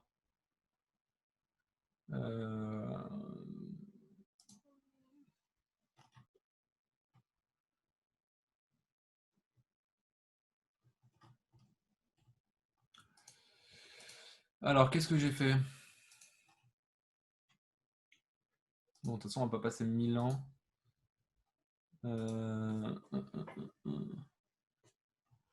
Écoutez, on va pas le tester, on va essayer de continuer et de voir si ça marche. Skip test, hop. Et on va le mettre on. On va regarder si ça marche. Donc, alors attendez, je vais me connecter à Gmail pour que vous puissiez voir s'il y a une réponse ou non.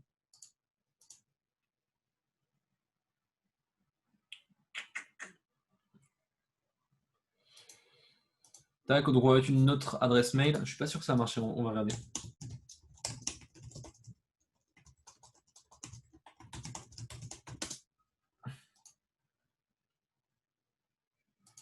Hop, donc là on regarde sur Typeform. J'ai bien mon résultat. Ah, faut juste attendre que ça charge. Je vais regarder le chat en attendant. Hop, j'ai mes réponses. Ah ouais, je sais pourquoi ça marche pas, je pense. C'est un peu dommage.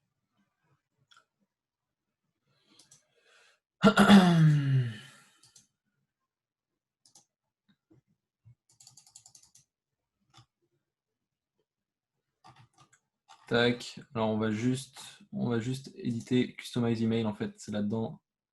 Tac, Form Replacements. Tout.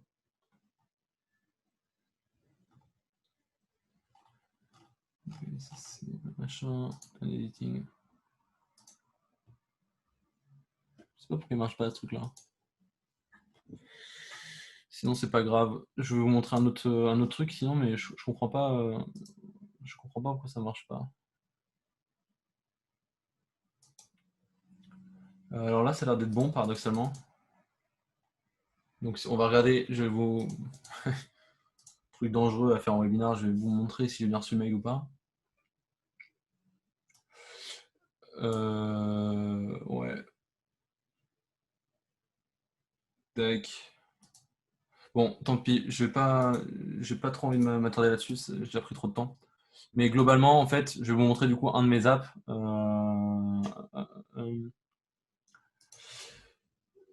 Typiquement, là-dessus, quand j'ai un truc sur mon Typeform, hop, et je regarde mon account, là, directement, ça envoie au mail que j'ai, quoi. Et ça, c'est un truc qui est normalement automatique. Je vais revenir après à la fin du live, mais j'ai pas envie de prendre du retard. Ceux qui veulent, enfin ceux qui s'intéressent, je regarderai vite fait, mais je pense que ça vaut pas forcément le coup de s'attarder plus que ça. Est-ce que c'est clair quand même pour ce... Je suis désolé de ce petit fail là, mais est-ce que c'est clair sinon? J'ai l'impression que c'est Typeform qui bug.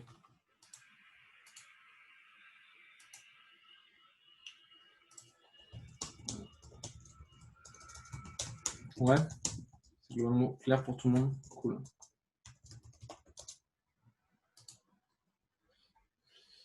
Ok, bon, on va passer à la suite.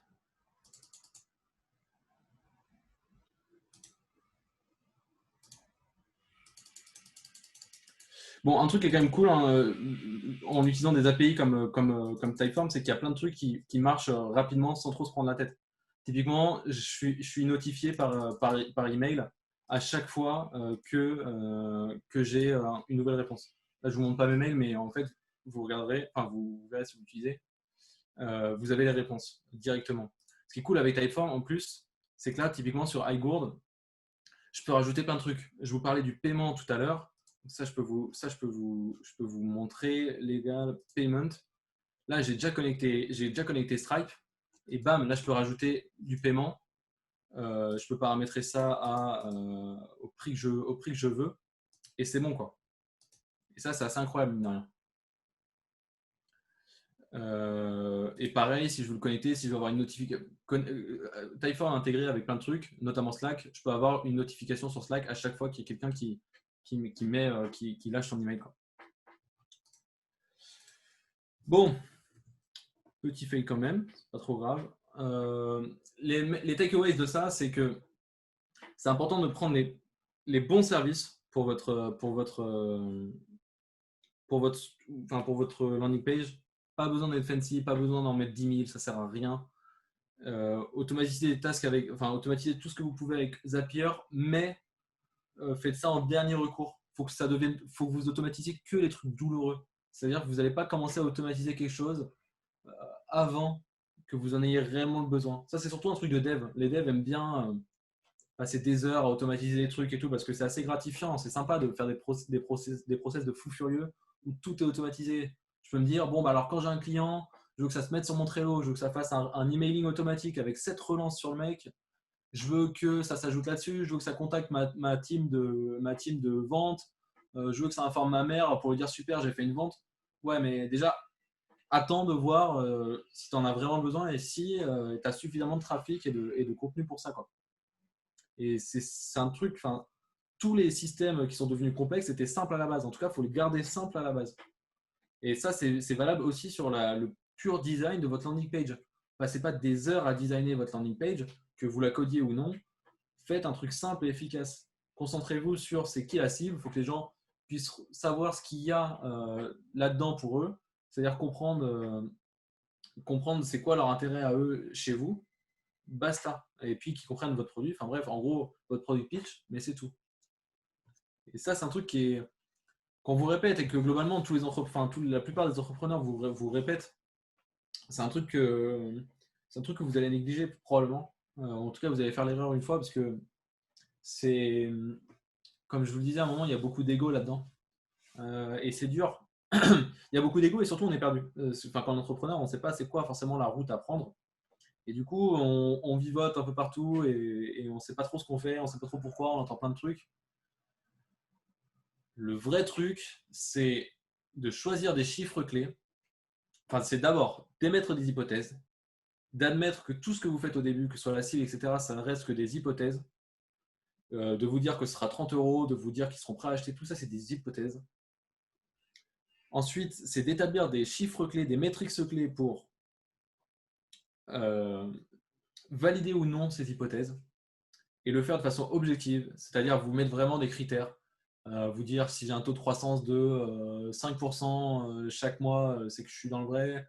Si les gens cliquent et que sur les gens qui cliquent, il y en a 5%, enfin il y en a 1% qui achètent, bref, c'est à vous de définir ces métriques en amont et derrière vous concentrez uniquement sur ces métriques pour valider ou non ces hypothèses et potentiellement aller pivoter si jamais vous vous rendez compte que votre hypothèse était fausse. Et vous allez vous tromper, c'est sûr. Vous allez vous tromper sur votre prix, vous allez vous tromper sur votre cible, vous allez vous tromper sur votre système d'acquisition, vous allez vous tromper sur plein de trucs. Mais c'est pas grave en fait. Le tout, c'est de se rendre compte le plus vite possible que vous êtes trompé ou non. Faut pas tomber dans la précipitation. Je sais pas si vous faites une pub Facebook, mais j'en ai vu me dire ouais, je comprends pas, j'ai mis 10 euros en pub Facebook, ça marche pas. Bah attends, t'as mis 10 euros en pub Facebook, ça veut dire que t'as eu quoi? T'as eu 10 clics. Sur ces 10 clics, il n'y a personne qui a acheté. Bah ouais, mais enfin, il n'y a pas du tout assez de volume. On peut pas valider ou infirmer une hypothèse sur 10 clics. Par contre, il faut vous dire, bon, bah, quand j'ai 500 clics, j'estime que c'est assez. Quand j'ai 1000 clics, bref, c'est à vous de vous mettre des paliers et en fait, de vous mettre vraiment des sortes des sortes de paliers que vous atteignez. Et en fait, quand vous atteignez ces paliers, vous prenez des décisions. Et un autre truc, c'est donc pour valider ces hypothèses, vous allez probablement créer un site web. Ou pas, hein, d'ailleurs, ça se trouve, c'est juste du mail que vous allez envoyer aux gens.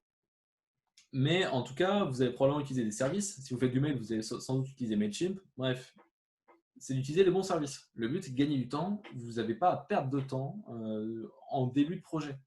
Et même si vous avez des projets ultra complexes, j'en vois souvent hein, des entrepreneurs qui disent ouais, mais moi, mon projet il est beaucoup plus complexe, c'est dans tel secteur, je ne peux pas vraiment me permettre de faire ça. En vrai, si valider des hypothèses, c'est quand même assez simple. Hein. Enfin, c'est assez simple. Ça demande un peu de courage hein, parce que c'est jamais confortable, mais globalement, c'est quelque chose. Il y a toujours une façon malin de tester. Déjà, vous pouvez demander aux gens de lâcher leur mail. Vous pouvez essayer de prendre des rendez-vous avec les gens, voir si ça les intéresse, si tout le monde vous claque la porte au nez ou pas. Et ensuite, vous pouvez casser, si vous avez un projet d'app super complexe, cassez-le en petites features. Dites-vous, OK, moi, mon app, dans le futur, je veux que ça soit ça. Mais le premier truc le plus important, c'est quoi? Il faut que ce soit tout petit et que ce soit testable rapidement, plutôt que vous lancer dans un truc de fou furieux. Est-ce que c'est clair pour ce truc-là? J'insiste, je prends le temps de pas mal insister là-dessus parce que c'est un truc qu'on répète tout le temps, mais en fait, vous allez probablement enfin, on le répète jamais assez, quoi.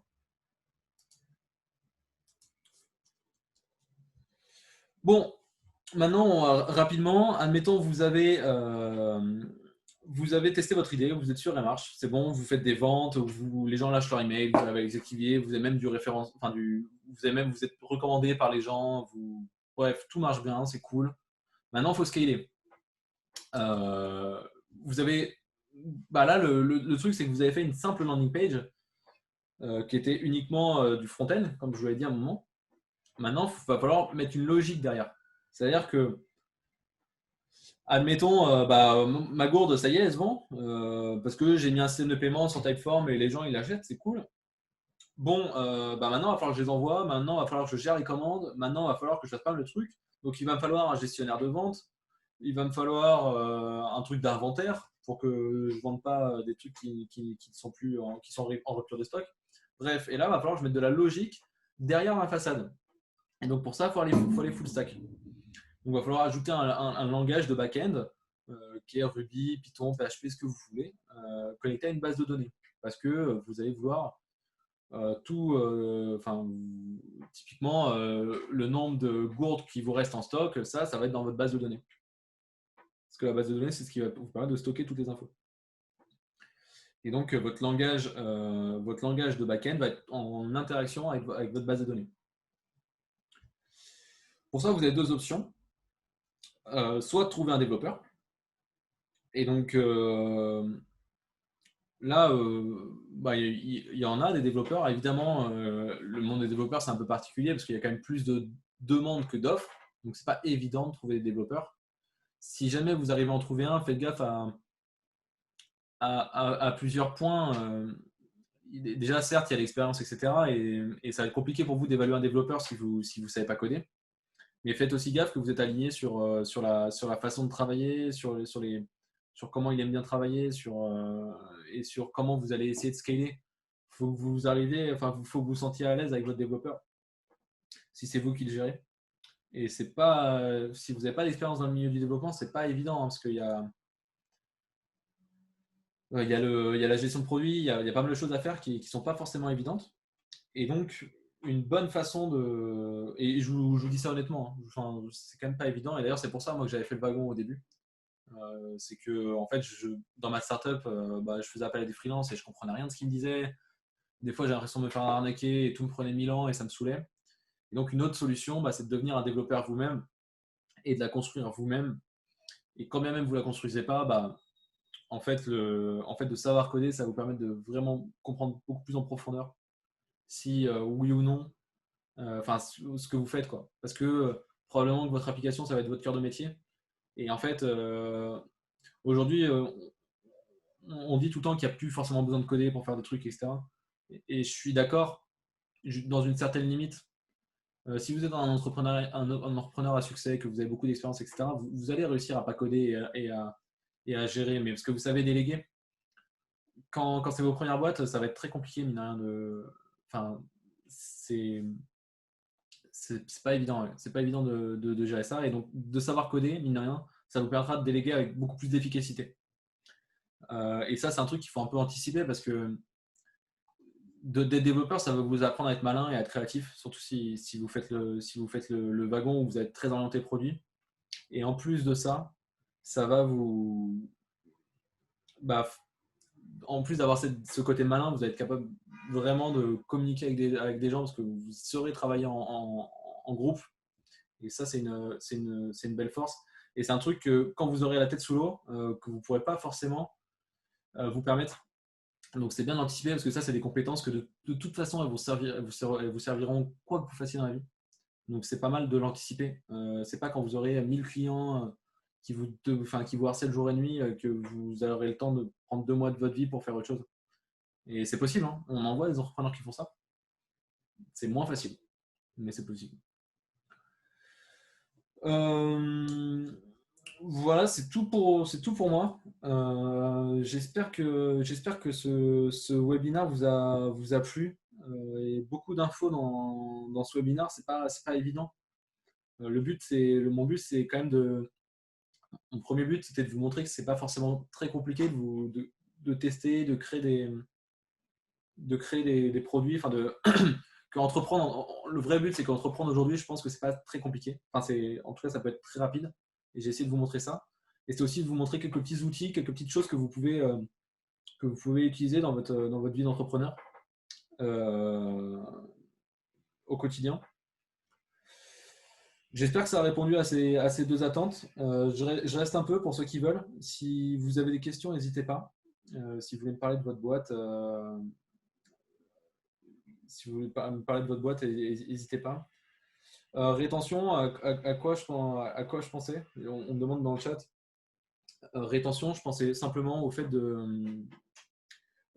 Pourquoi on fait le choix de ne pas trop en parler dans. En gros, je vous ai montré le framework et je ne vous ai pas montré les différentes étapes, qui est le referral et la rétention. Parce que ça, c'est un truc qui est secondaire. Là, on est vraiment très early. On prend les premières bases. On essaie d'aller choper de la croissance, etc. Et le premier but, c'est vraiment de choper de l'acquisition et de transformer et de valider son hypothèse. Ça, c'est un truc qui, mine de rien, arrive dans un second temps. La rétention. La plupart des achats ne vont pas se refaire avant un peu de temps. Donc ça, c'est la rétention. C'est comment les gens font pour revenir. Ça peut être un système d'abonnement, ça peut être des produits complémentaires, ça peut être ce genre de choses. Donc la rétention, c'est ça, c'est les gens qui reviennent et qui viennent racheter. Et le referral, c'est juste les gens vont en parler à votre famille, vont parler un peu à leur famille, à leurs potes, à tout qui vous voulez. Mais du coup, vous n'avez même plus trop besoin de mettre en place des leviers d'acquisition, juste parce que les gens en parlent entre eux. Si on prend certaines marques de luxe, c'est un peu le cas. C'est-à-dire je crois qu'il y a des marques de luxe type Maserati qui font aucune com, même si en réalité ils en font. Enfin, je pense qu'ils font des partenariats avec des événements, etc. Mais en fait, le bouche à oreille est tellement puissant qu'ils n'ont pas tant besoin de faire de la com que ça. Voilà.